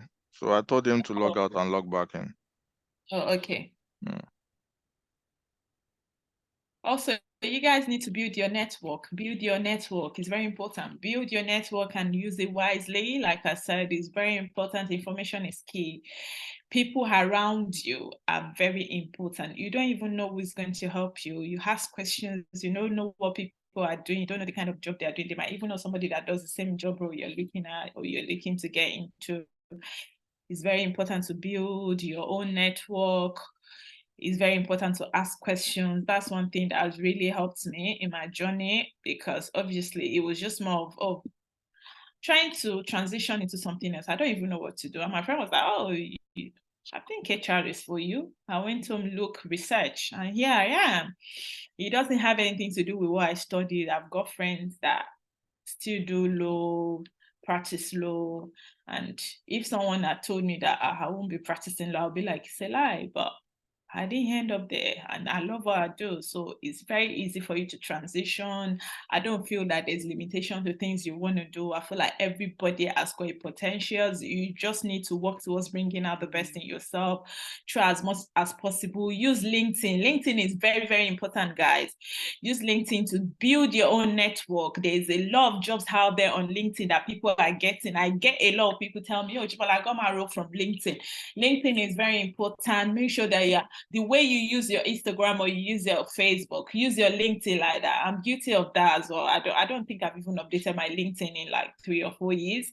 But guess what? It's very important. LinkedIn has gone far. I think that they even pay on LinkedIn to get like roles or to get early access to job roles. So I know that LinkedIn is really good. My husband loves LinkedIn. LinkedIn is like where it gets most recruiters coming to say, oh, we want to give you this role. Some people are lucky. Me, I'm not lucky like that. I have to apply. But yeah, LinkedIn is really good. It's something that I feel like we should use more now. The way you use your Instagram, use your LinkedIn. We have a lot of job roles on LinkedIn as well, because I think NHS Jobs is linked to LinkedIn. Yeah, so we've got a lot of job roles on NHS as well. A lot of training does at the moment. We've got a lot of roles out there. We are really expanding. It's not more of the ACA nursing role anymore. We are really, really expanding. We've got a lot of new sectors that is coming up. We've got BA, we've got project management. I know we've got an IT side now that we're trying to expand. So we'll be having a lot of job roles that's got data analysts, IT roles, IT desk, and all the rest of them. Yeah, we've actually got IT desk as well, yeah, because I know we've got a lot of people that when you have issues with your laptop at home now that we work remotely, you don't have to go into the office. We chat with them on Teams to sort out our issues. So it's very important that you have to look, like I said, if you are looking for a sponsorship job, it has to start from a Band 4 role. We have all the roles out there, but trust me, we're not going to say we'll give you sponsorship. I'm telling you from an internal point of view that we sponsor any role that goes up from Band 4. Apply for the role, make sure you prepare yourself, make sure that when you go for interviews, you're ready, your cover letter, make sure that the cover letter you're giving me is going to provide an impact, that when I'm reading it, I know that this person is for me. So that's the way I want it to come across. I feel like you should work more on your cover letter than your CV. Your cover letter speaks more about you, all the skills you have, or everything you can offer. Make sure you read your job description very well. It's very, very important. Get the proper training you need. The training is the part of it, because yes, the job role you're going into, they are going to train you. But the truth of the matter is you still have to do some extra training, do research, ask questions, make sure that you ask people, get a mentor if you need to. I have got a mentor. I've got my former boss is my mentor. I go to her for everything. And if I need to ask questions, I will ask her. She's a director.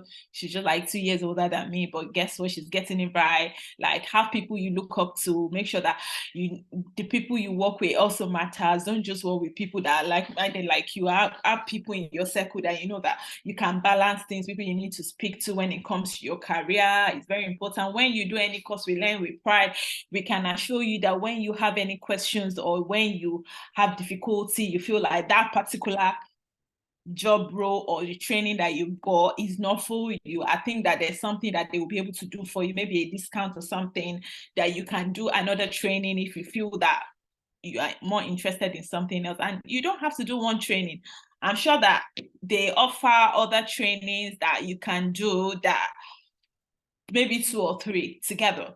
So even when you do those trainings, you know that at least one is for you. He doesn't have to be okay because you feel people are doing project management, or you feel like project management is for you. And when you start the training, you feel like this is not something I'm interested in. Make sure you're interested in what you do. Enjoy it. Because if you don't enjoy it, you're just going to be leaving one to the other, Because that was what the mistake I didn't want to make starting my career, because I'll be thinking, okay, she did law, she did IT. People will think you're confused. So starting my career in HR was something that I feel like I wanted to get it right. So I was sure HR was for me. And I love what I do. I love putting smile on people's face. When I get home, I'll tell my husband, oh, I don't even want to rest. I want to send people's offer letter out. I want people to be happy this weekend. It's really good to like speak to people. Like we've got a lot of talented people from this side of the world. Like, we Nigerians are talented, and I will tell you for free, we are brilliant. We know what we do. We are good at what we do. Sometimes what we lack is the confidence to do it. Like I said, a lot of people are actually good, but to express themselves is just a struggle. And I used to be in that too. But guess what? You need to show these people that you're capable. That's the word. Just be competent, just be confident in yourself. You're able to speak, to say, yes, the job role, read the job description. Like I said, it's very, very important for you to read your job description, understand the role, read the company's trust values. It's very important. You don't want to go and apply for a job in a company and you don't even know what the company produces or what they do. Because trust me, that's one of the questions that we will ask you. I will ask you for free, like, oh, what do we do? What are our trust values? I will ask you that. It's one of the questions I will ask you. So you should be able to tell me everything that you know about Dartford and Gravesham Hospital. You should be able to tell me our trust values. You should be able to tell me the care we give to people.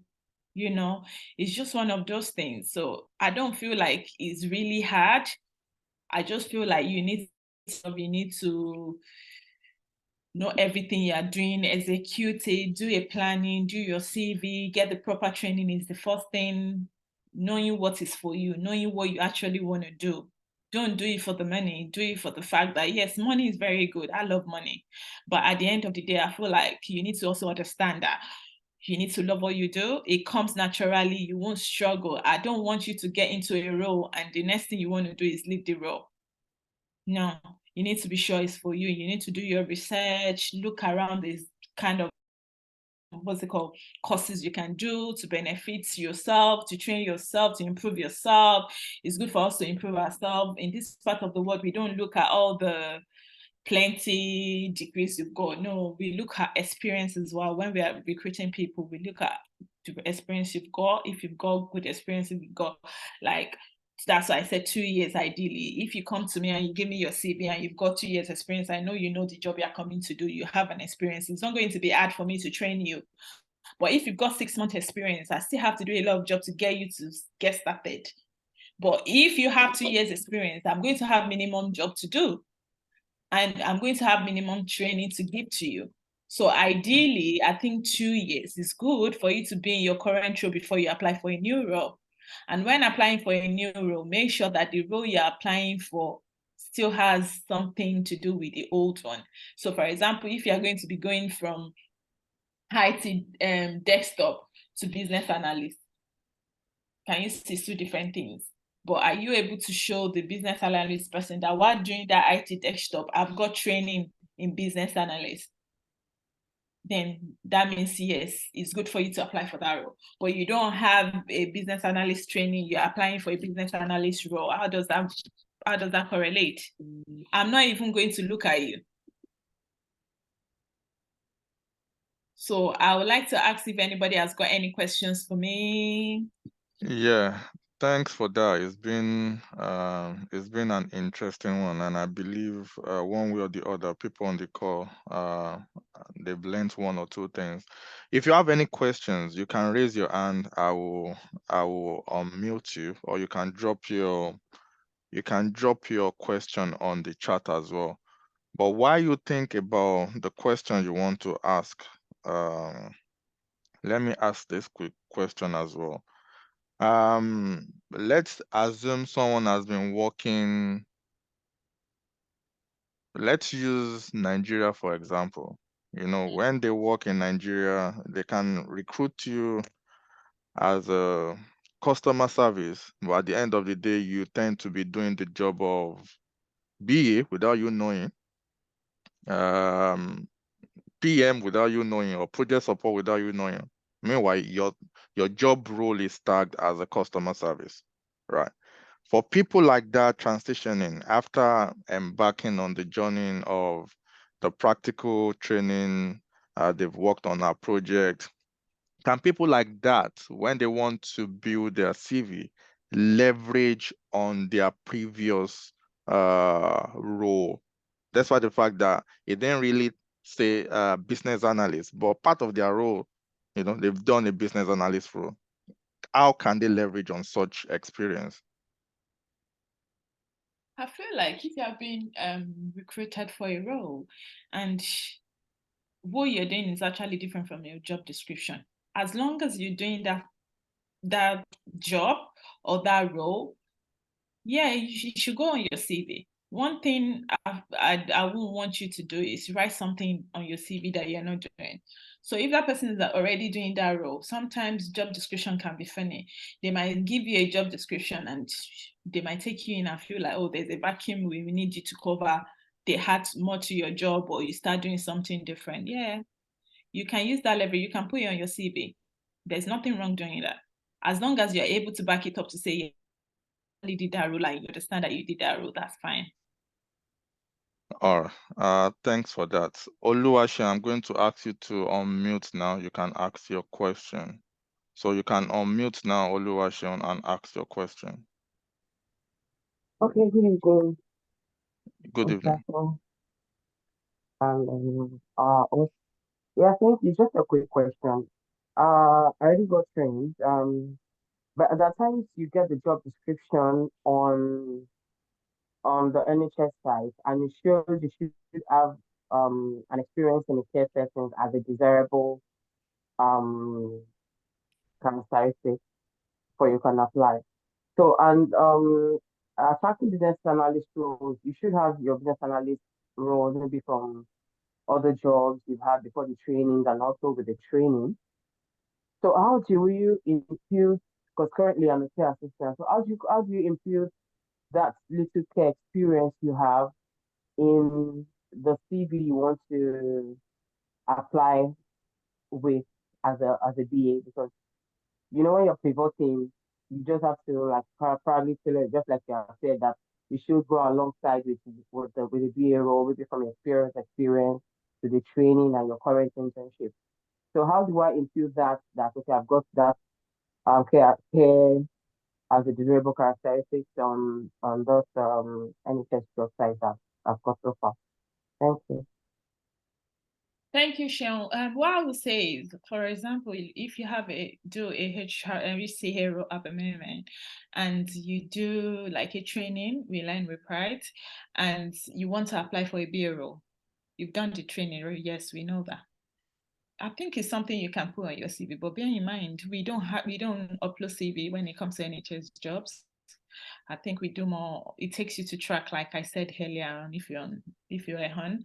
So what you can do is you can put that on when we ask you for any experience. You can put your training on there, and I think Akin should be able to. We can ask for reference. So I don't know if the Akin does that part of the job for people. So if we ask for reference and he's able to say, okay, you trained with them, it's like you doing internship. Yes, we do.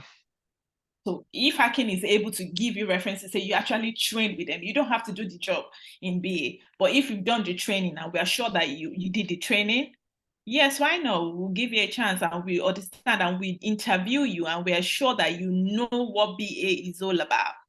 You will get the role and you can put that on your CV, because what we really, really care about is reference, to be honest. If we feel like you are good interview, you speak well, we see your CV, we are impressed, we'll ask for reference from Learn with Pride. If they can give us reference to show that you actually did the training, you should be able to get the role. A band 4 job role with that experience. That's what I said. You already work with the NHS, you have ACA role. We have somebody that does admin role for us at the moment. She used to do ACA and she works in my team now. Yes, the fact that you even work with NHS, you have more edge, because that's you being internal. When we are actually recruiting people for jobs, we first recruit all the internal people that already work with NHS, because they are top priority before we look at external, because the internal people, we feel like you people know our values. You know what NHS is all about. So I'll first look at your application before I even go into externals, people that don't even work with NHS. So to be honest, most people we recruit, and it is, I think we have a rule that says all external people. For example, if you work with my trust and you apply for a job in my trust, I am entitled to interview you for the role. It is your right. I will interview you for the role. You might not get the job if you're not competent enough. The fact that you work with Dartford and Gravesham and that role is within the hospital, I'm entitled to interview you for the role. So I would get you on board. Yes. So if you work with NHS Trust and you do HCA and you have any job opportunity that you apply for, it is, I don't know how it works in everywhere, but in my own trust, that's the way it works. You are entitled to be interviewed because you are internal. So when you apply, I don't know if you have applied for any job, you will see it by the right up on track. It says external or internal. So if you're internal, that means you work with us already and we're entitled to enroll because we give our own people opportunity before others. So yes. Thank you for that. I'm going to unmute you, Debo, to ask your question quickly as well. So you can unmute yourself now, Debo. Hello, good evening. Yeah, good evening. Sorry, a quick one. It's similar to the question that was earlier asked. Currently, I'm with SLAM. Work with NHS as an admin officer. I've been doing that for like 7 months now. So while doing that, I did some training, BA training as well. So with one of your computers actually. So I wanted to start applying for BA roles. Okay. But someone now told me, I had a discussion with a senior colleague. So the question now became like, how are you going to tell them? Because how are you going to tell them that you actually practice Yeah, obviously I did training, BA training, we did the practicals and everything. So how do you cite that on your CV? Because you've been with these guys for like 8-9 months. How are you to merge that training into your CV? And how do you explain the fact that, okay, you were working with us like 7-8 months? Where did you get the BA experience from? Because a 5 days, 9 to 5 job. So it became a kind of a conundrum for me in terms of how do I even present myself? Because I'm looking, okay, I intend applying for BA roles with sister with other NHS trust, and so it sort of like discouraged me from even applying because I've got to the point that I should start applying. And just like you mentioned, we know that NHS staffs are priorities when it comes to applications, especially when it comes to recruitment. Along the line of what you said, but now, okay, I'm an admin officer. I've been in that role for like 6-7 months. While on that role, I was training as a BA, and I decided to apply for a BA role that's been advertised on track. So how do I go about repackaging myself that I've actually, obviously, I know the job, I know the training, I've done it, I have a practical experience. If you get what I'm trying to say. So, Abayomi, if I understand, are you still training or you're done with your training? I'm done with it. I'm done with the training. I'm done with the training. So, my advice would be you get an internship with your trust. So, for example, I'm sure that you go the recruitment or HR part in your trust. You can just walk up there. Sometimes we have a lot of internships that you can go to recruitment to ask about. So, for example, if they've got like internship, you can do it with them or elsewhere just to build your experience to put on your CV. Internship is very important, like I stressed there. So you're already with a trust. So what about you just getting an internship to help you in your CV to say, okay, I've trained on this job and I've done internship of 6 months. I think that will really help you. Like I said earlier on, internship is very, very important. I know a lot of people will be like, you can just be a day from your job. So if you work Monday to Friday, you can do once a week as internship. It will help. I've got a lot of people that do that at the moment in my trust. When they come to HR, they ask us, do you have an internship that is going on at the moment? And they enroll for it. So maybe it's something that you can check maybe recruitment or something. They always know all the loops. Just tell them that you are training on BA and you're looking to break into BA. Is there any internship? You might have to give a day from your job, but if it's something you have to give, then you have to give it. I think internship is the way to break in. Yeah, thanks for that. Just to add to that quickly, aside what Jibola has said as well, I don't know where you did your training, and I don't know for how long, the duration, I don't know whether it involves any practical project. But take, for example, if it's one of our students, because such scenario has actually happened in the past, where now she's working as a project manager, manager for one of the councils in London. But what she did is she was working with that organizer. She's still working with them anyway. But as at that time, she was working as another role, something different, maybe something entry or something like that. I can't remember. There was an opportunity that came, for a project, is it project coordinator or something like that. And because she has done a project management training with me, what she now did is, okay, how can she now go? She's still working with them, right? But how can she now include that on her CV that, okay, and it won't look as if, oh, how come you are working here 9 to 5? Where did you do? So what she did was, she said she was volunteering, to work with Learn with Pride as a project manager. Because she was volunteering, there's no money involved, but she has the experience. And she put that on her CV. She went for the interview. Because she's internal as well, I think she got the advantage. At the end of the day, she was recruited. And when the time for referencing, when it's time to do the referencing, they contacted me and I did the referencing based on what she put on her CV.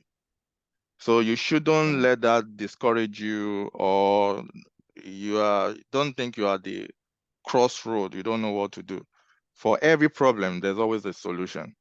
You know, there's always a way out for every problem, so to say. Thanks for that. Anyway, Temi, quickly, please, because of our time, I'm going to unmute you. You can ask your question now. Temi. Thank you. Good evening, everyone. I just want to ask, right? So I worked with NHS, and at some point I left. And I've been trying to like come back into the system, but unfortunately, every interview has always been coming out negative. I don't know. And someone told me, like, according to information, like once you work with them and you leave, it's always had to come back. I don't know how true that is. And that has been giving me kind of a question. Sorry? How long did you work with the NHS? Less than a year. Okay, and why did you leave? Yeah, because it wasn't convenient for my family routine, because my husband works in London, I based in Glasgow, and I have to do the school runs, because of the timing. I worked as an in the world healthcare sector, and the time of coming into the office as early as 7 o'clock or at 7 was really difficult for me and my family, so it was really difficult. What roles are you applying for that you're not getting? So I've been trying to apply for BA role, any admin role. And do you have BA training? Or Yes, I did training with Learning Pride. Okay.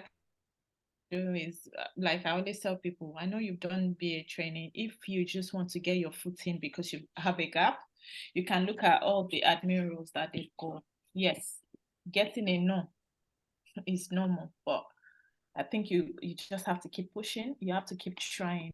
They've got a lot of, I think, admin roles, secretary roles. Maybe they have new ones now they call like maybe call center or a lot of things to just get in. Like I said, most people can even come in into normal, maybe a band 3 or band 2 admin role just to get your foot in. And that's why I always tell people, and it always works. Once you're looking to get your foot back in, get any role. It might just be a band 2 or a band 3. I know it's difficult, but once you get in, start.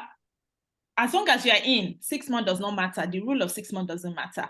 Keep applying for other jobs in your trust. So the fact that you are just internal, you've got more edge to get a good role. So do I need to, because the question is like, I don't know, like the information was because I left. It's difficult. No, I don't think so. There's nothing like that. There's no rule that says because left NHS that so they if I can't have come to in. reapply, like, because what I've been applying through is external, because I don't work with them anymore. Yeah, you're not internal. Oh yeah, because I don't work with them. So what you need to do is maybe tweak, maybe your personal statement, maybe something is wrong. It might be your personal statement or the details you put in there. For example, why do you have gap in your CV? You can just say for family reason. Be truthful, just say it, family reason, or you taking care of your kids or something like that. Those are the things. Actually, I still work, but not with NHS. I still work, so I work in a care home now. But the only thing is I just have to do night shifts. I do night shifts because of. Okay, if you still work, don't have any gap. I see no reason why you shouldn't get a role. So just keep trying. Maybe, like I said, just do something different. Change your statements. It's been long. Maybe you've had it for like 2-3 years. Like you have to have, you work now, you do something else. Obviously, you have more skills, you have more experience from the last time you applied for the role. So now that you are reapplying, change something in your CV, in your statement. Personal statement is very key when it comes to NHS. I'm telling you, you have to be able to convince the person that is giving you the role, tailor it to the BA role or whatever admin role you're looking at to do at the moment. If you're looking for an admin role, I'll say tailor it via general admin role. Okay. So don't say because you're looking for call center or secretary or something like that, you have to just be putting out because I want to be a secretary. No. Let it be a free and fair election. Tailor it to something that you feel like it will go with all the admin roles you're looking for. And I'm sure you will get something. Trust, it might take some time, but you'll surely get something because we all look at the fact that this person has worked with the NHS before and somebody will give you a chance. So I don't feel like because you left, that's why it's difficult. That's a lie. Thank you. You're welcome. Thanks. And Uyi asked something. You said, please, when asking for reference about the candidate, do you ask before the interview or after the interview? Definitely after the interview. Once we decide to offer you the job or the role you applied for, we will ask you, and we will be the one to ask you. We'll ask for your consent before we ask the person. You have to provide us the person that we are going to be asking for reference from, and we have to ask you if you are okay for us to ask. So we don't just go directly. So if I'm going to be asking for reference for somebody, I'm not just going to message him or email him to say, oh, Len, we pride this person did training with you. Is it okay for you to give us reference? No, I have to come to say, Uyi, is it okay for us to ask from Learn with Pride referencing on your behalf? If you give me go ahead, then I will ask. But if you don't give me go ahead, or if you don't come back to me, that would delay your onboarding process. All right. Thank you. Thanks for that. Let me just run through our training quickly before I call on the last two to ask their question because of our time. So at Learn with Pride, we run different trainings, as you can see on your screen, project management, Scrum Master, Product Owner, Business Analysis, Software Testing, DevOps Engineer, Data Analysis, Database Engineer, Web Development, and WordPress Web Development. And you can see the prices that each of them are going for. The 560 one, take for example, the project management, which is 560. This one is applicable for those that want to pay twice. We want to start with half payment and the other half you want to pay after 5 weeks. But the one in greens, all the prices in green are those that wants to make a one-time payment. You want to take, so they have a further reduction if you want to pay once. That is when you get the price in green. Also, our training starting dates, it's on your screen as well. The project management is starting on the 18th of October. Scrum Master is starting on the 24th of October. Business analysis started today. You can still enroll if you want to enroll. Software testing is starting on the 27th. DevOps engineer is starting on the 31st of October. Data analysis started on Tuesday, 26th of September. Database engineering is starting on the 10th. Web development is starting on the 10th. WordPress is starting on the 10th. So if you are interested in joining the team, in walking the walk with us, the best number to contact will be the one on your screen right now. So for any enrollment details, what you stand to benefit, quickly, let me show you what you stand to benefit. I think it's somewhere on this slide. So what we provide, so this is what you stand to benefit. Benefit of joining any of our training program. We give you work reference, you get practical training, support and mentorship, you work on a live project. If you are a university student as well and you are looking for where to do your placement, you can get on one of our training as well. We'll be more than happy to, fill all the forms for you for your placement. We have a group where we post regular jobs. We do interview preparation with you. We give you referral bonus if you refer anybody to us and they enroll. And we guide you on how to secure a role both in the UK and outside the UK. And one good thing about all these courses as well is it's a CPD accredited, meaning all our courses, they meet the professional standard, and the certificate that we give is recognized in over 60 countries. That is another advantage. So it's recognized in the US, Canada, Australia, Nigeria, Zimbabwe, UK. So what are you waiting for? That is what I would say. You can rewrite the story. You can change the narrative, but you need to take the bold step before that can happen. Again, for any enrollment questions, or you want to enroll, or any question at all, the number on your screen will be the best number to contact me on. You can take a screenshot, you can save it. Hopefully, I will be able to solve any question. So quickly, because of our time, Ade, I'm going to ask you to unmute and ask your question quickly.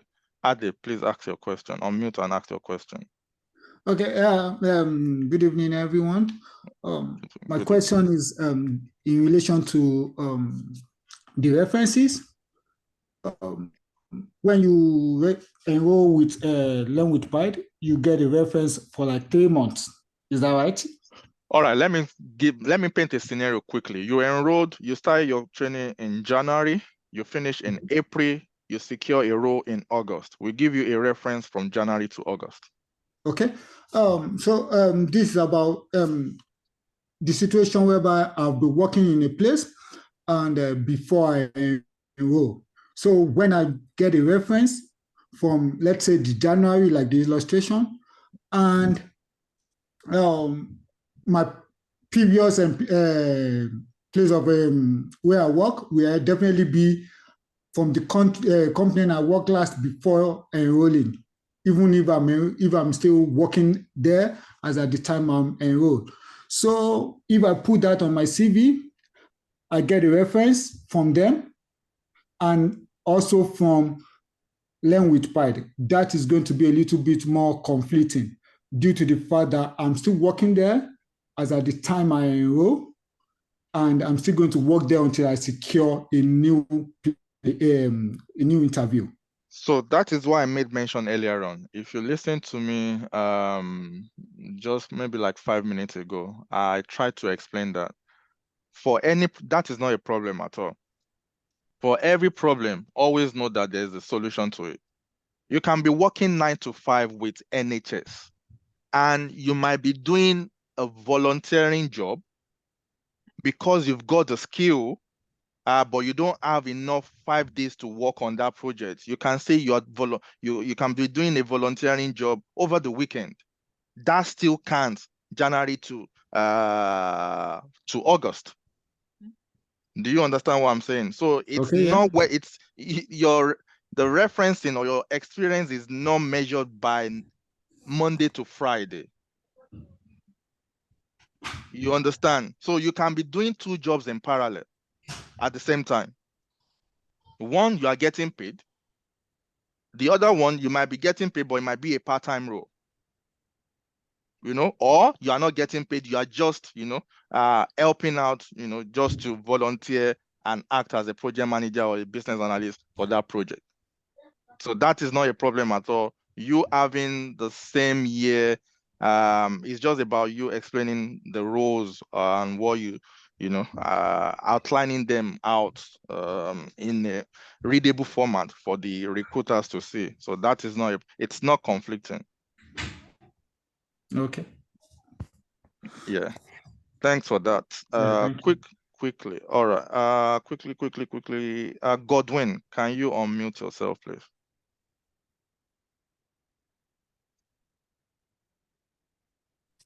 Hello. Hello, Godwin. Yeah, go for it. Yeah, good evening. Yeah, please, I would like to ask some questions that's relating to just a newly graduated students of computer science, finished last year, but it's been a struggle getting a proper job. So I'm just doing on many other jobs. So I'm looking into doing I studied computer science. So I would like to seek advice, what's the first line, coming from Nigeria with a different background and then doing computer science here. They don't even bother about your certificate. They just want hands-on experience. What's your best advice on what to start with? Okay. So in all again, as you said, they don't care about your certificate. They only care about your hands-on. So the thing is, which of the trainings or which of the jobs out there do you want to do, or do you like to see yourself doing?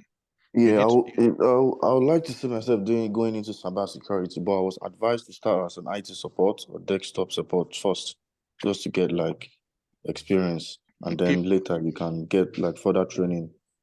That is the advice from people. But that doesn't mean you cannot find. Unfortunately, we don't offer cybersecurity. That doesn't mean you cannot get a training organization where you can embark on that journey. I know people that embark on such journeys as well as on cybersecurity, and they don't even have a computer background at all, but all in the name of they want to transition. But all you have to do, look for a training organization that is ready to teach you, you know, Okay. what you need to know, how to hit the ground running. It is not teaching you how to go and pass the certification exam now, but teaching you, okay, if you should secure a job tomorrow, how are you going to survive on that job? You know, that is what they should, you know, their curriculum should be tailored towards that direction. So that is all you need to know. If you have decided you know what you want from the bottom of your heart, and you know that is that thing you want, you know, you are happy with the decision and all of that, you just have to look for a training organization who are into practical training and where you can get your hands dirty, because you need the hands-on experience. Because when you start going for interviews, they ask you, you know, hands-on questions, and you need to give them answers as well. So that is what you need to do. It's as simple Okay, as that's fine. I'll look into your courses that you offer, and then I'll message on WhatsApp. no That's problem, all right. Godwin. All right. Thank you so much. Really appreciate it. You're welcome, Godwin. Quickly, maybe I'll take two more. We are really out of time. Richard, please unmute and ask your question, Richard. Hi, yeah, hi. Good afternoon from here. Good evening. Okay, that's fine. I have a question for our should I call Jibola right now. Okay. So I'm speaking from Canada, which is totally different from the UK. Okay. So I got to Canada. I think it's almost a year right now as a permanent resident. And when I was in Nigeria, I was a CEO of a company, a digital marketing company, Okay. for the past 9 years. So I got to Canada. I was trying to apply for jobs. I did couples of interview, and most of those recruiter rejected me, and I think 3 of them I was able to ask them, "Why don't you employ me?" So I think I was able to get a response from 3 of them where they were telling me that, okay, you are a CEO of a company. Typing my name on Google. Did you put that in your CV? The funniest thing, I did not put it on my CV, but just type my name on Google. Ola Oton Richard I have a strong online presence. Okay. I have strong online presence. At the end of the day, that it was not as if, okay, you are CEO of a company, then why do you want to come and work with us? Are you trying to snitch on us, or you are trying to spy on our organization? So it becomes an issue for me right now. I wasn't able to get a job for almost like 8 months. So I get annoyed. That was why I stopped applying for digital marketing, and I think I met Akin on Instagram. I was able to do stuff with them, and I did project management. I think project management Scrum. So I think right now I've already gotten my PMP. I've already gotten the PMI-ACP, and I've already got the Scrum Master certification also right now. But one thing of it is that I want to ask you, why even if I'm the CEO of a company in another country and I relocate, I think I'm no more in Nigeria anymore, then does it even affect any enrollment or any organization before they employ me or anything? If you understand because the word CEO carries weight, and I feel like maybe he intimidated them. Probably, I don't know, for some reason. I will advise you to try and integrate into life in Canada and start from somewhere. They think you are overqualified. That's it. Because sometimes when people come in from Nigeria, maybe they've got their business back home and as CVs, I always tell people, don't put a CEO of something. don't put it on your CV, or don't, when you're filling our tracks or NHS job, don't say, for example, if your business name is TikTok, don't say CEO of TikTok, because I'll be thinking, if you're a CEO, why are you applying for this kind of role? So the way we think, like I said, is so different with the way we think back home and the way we think back here. When you speak about CEO, it carries weight. Maybe they're probably thinking, why is it? They will check you out, obviously. So I think we've done the right thing by trying to get on training, trying to look for something else. Like I said earlier on, you might even have some skills in you that you don't know you have. Yes, you've been doing time marketing for long, but what if Scrum or is actually something that you excel in as well? Nigeria is really different from Canada. I can tell.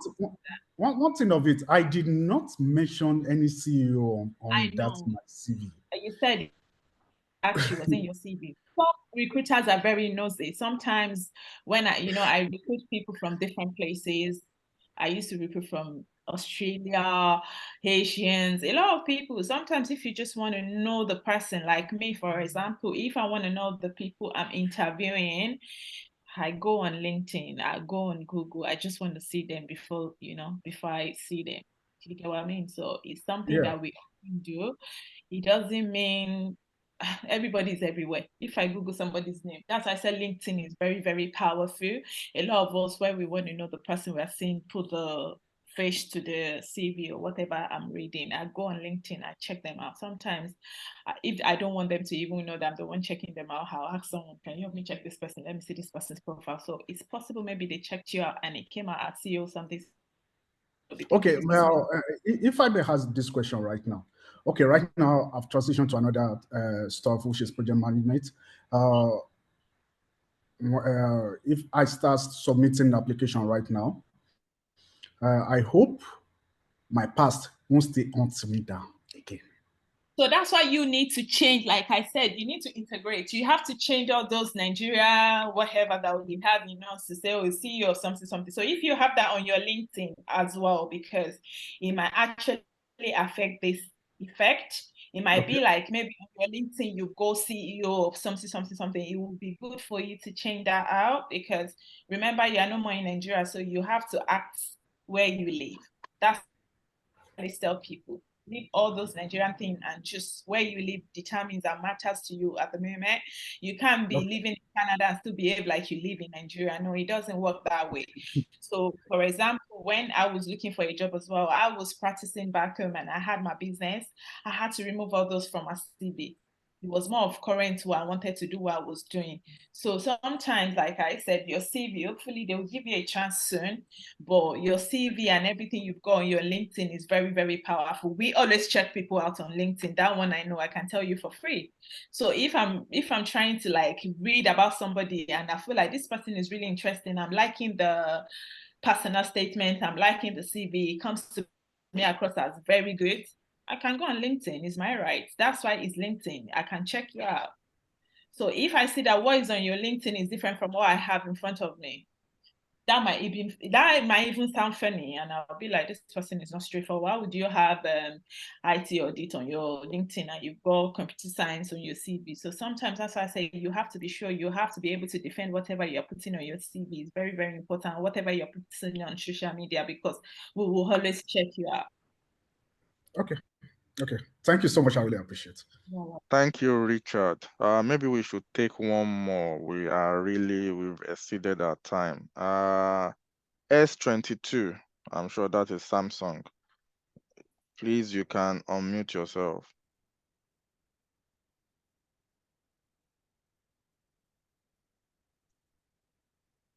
S22? Yeah. Thank you. All right. Hello, can you hear me now? Thank you for giving me the opportunity. I just want to ask that do you mentor or probably prepare somebody for interview?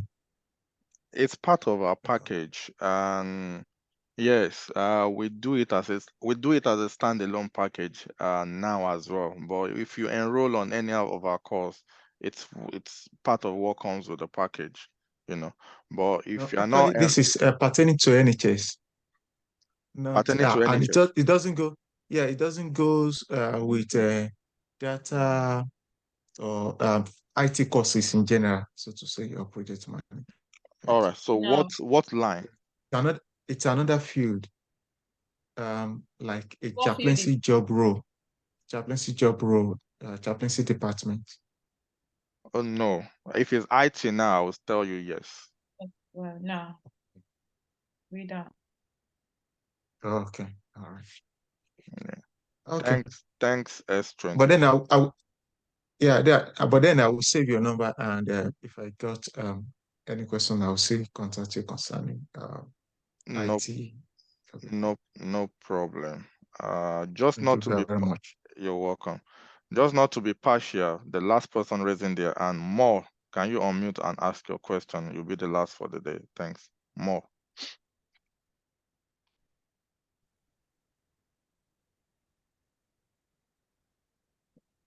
You can, More. Yeah. yeah, you can talk now, More. Okay, thanks a lot. I wanted to ask a question regarding what the HRO said. The question was, she said that it's good to stay with the company for 2 years. Then I asked a question in the chat section that, is it proper, if the company that you are working with, they are not sponsoring you, are you advising that the person to stay with them for that 2 years?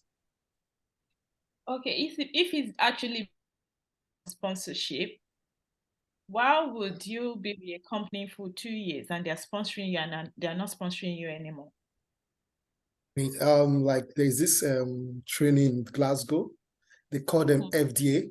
They train students on any field you want. Like I'm working as a textile in Germany, but I'm a student in Aberdeen, and I have like more than 2 years experience.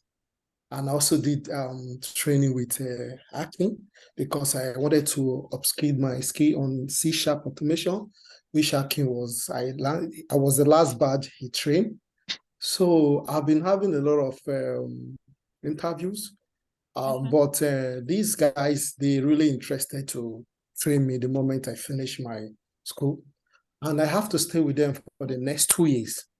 So when you said about like working in a company like for 2 years, because I know in Germany, we don't really like it. You have to move out from the company you are staying if you want to have a better pay. So definitely like 1.5 years, we are most of my friends, they easily change. So me moving to UK, I live in both countries, but I prefer to settle down in UK. So that was why I'm asking you that question, and you said about it's good to stay with the company. Your whole situation is very different. So Okay. you go to where you can get your work visa. That's what I will tell you. Okay. If the other company is going to be sponsoring you or giving you work visa, you have to go there. I'm talking about people that just got a job, a new job. Don't mix it up. If you get a new role, I feel like there's no more time for you to stay there. It's 2 years from an HR perspective, because if you're going to jump into another role, I will be very inquisitive to want to know why you want to leave early. Do you get what I mean? But when we're talking about sponsorship, if you need to go to another company to get your sponsorship, that's what you have to do. All right. Thanks for that. I hope that has answered your question. All right, Kelvin, please quickly. Kelvin. You can unmute and ask your question, Kelvin.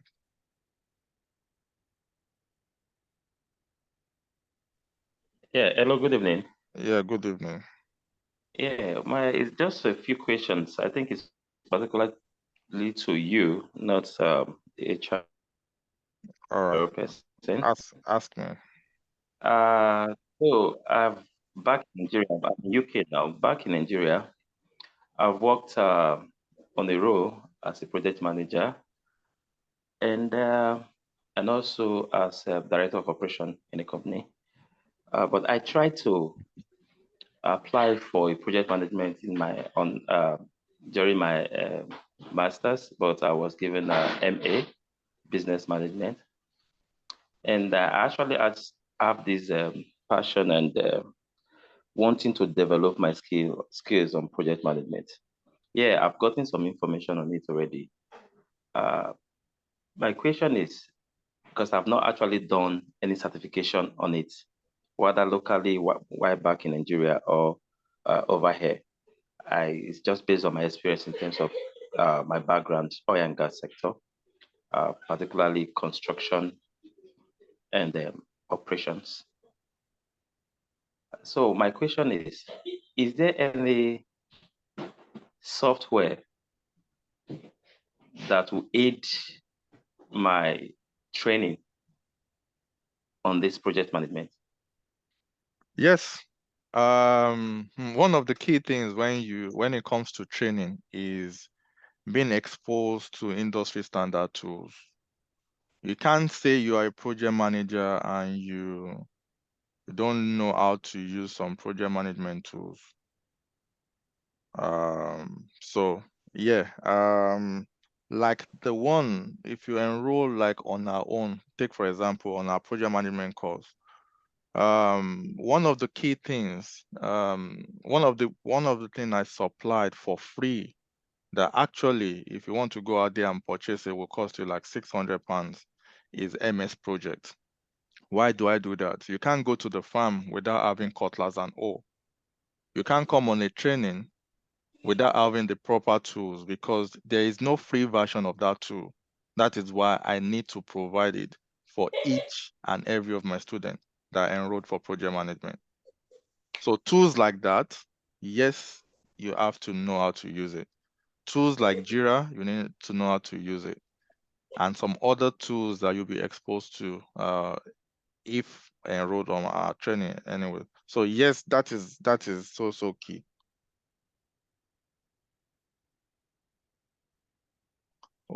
Kelvin, have I answered your question? You can unmute and tell me. Yes, you have actually. So I'm looking forward to participate in this project management and No training. problem. Yeah, you As can far- chat me up and we can talk better on that after maybe tomorrow or any other day before it starts. Okay, I will. Thank you Oh, so much. I also have a question for the HRO person in NHS, because currently, I'm doing a support work somewhere. Okay. I wanted to ask. I think I did the chat, but probably you didn't respond to my Sorry chat. about that. Yeah, I wanted to ask: is there any opening currently in NHS?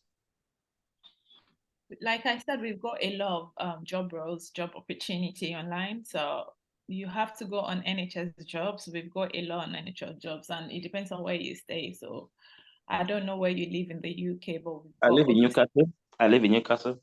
we have to be looking for jobs around Newcastle. So when you're trying to look for a job on NHS jobs, what I always tell people is, for example, if you're looking for an admin role, you tailor it to everything. You don't just look for one particular admin role. Same as your CV, same as your personal statements, everything has to align to all administrative roles so that when you're applying, you can use the same details to apply for more jobs. On Track is very automatic. So once you put everything in, there's a place where you can save it. So when you're applying for the next job, after doing one application, you've got everything saved on there. So you don't have to be doing it all over again. It's all saved. It will ask you, do you want to use the old application to fill the new one?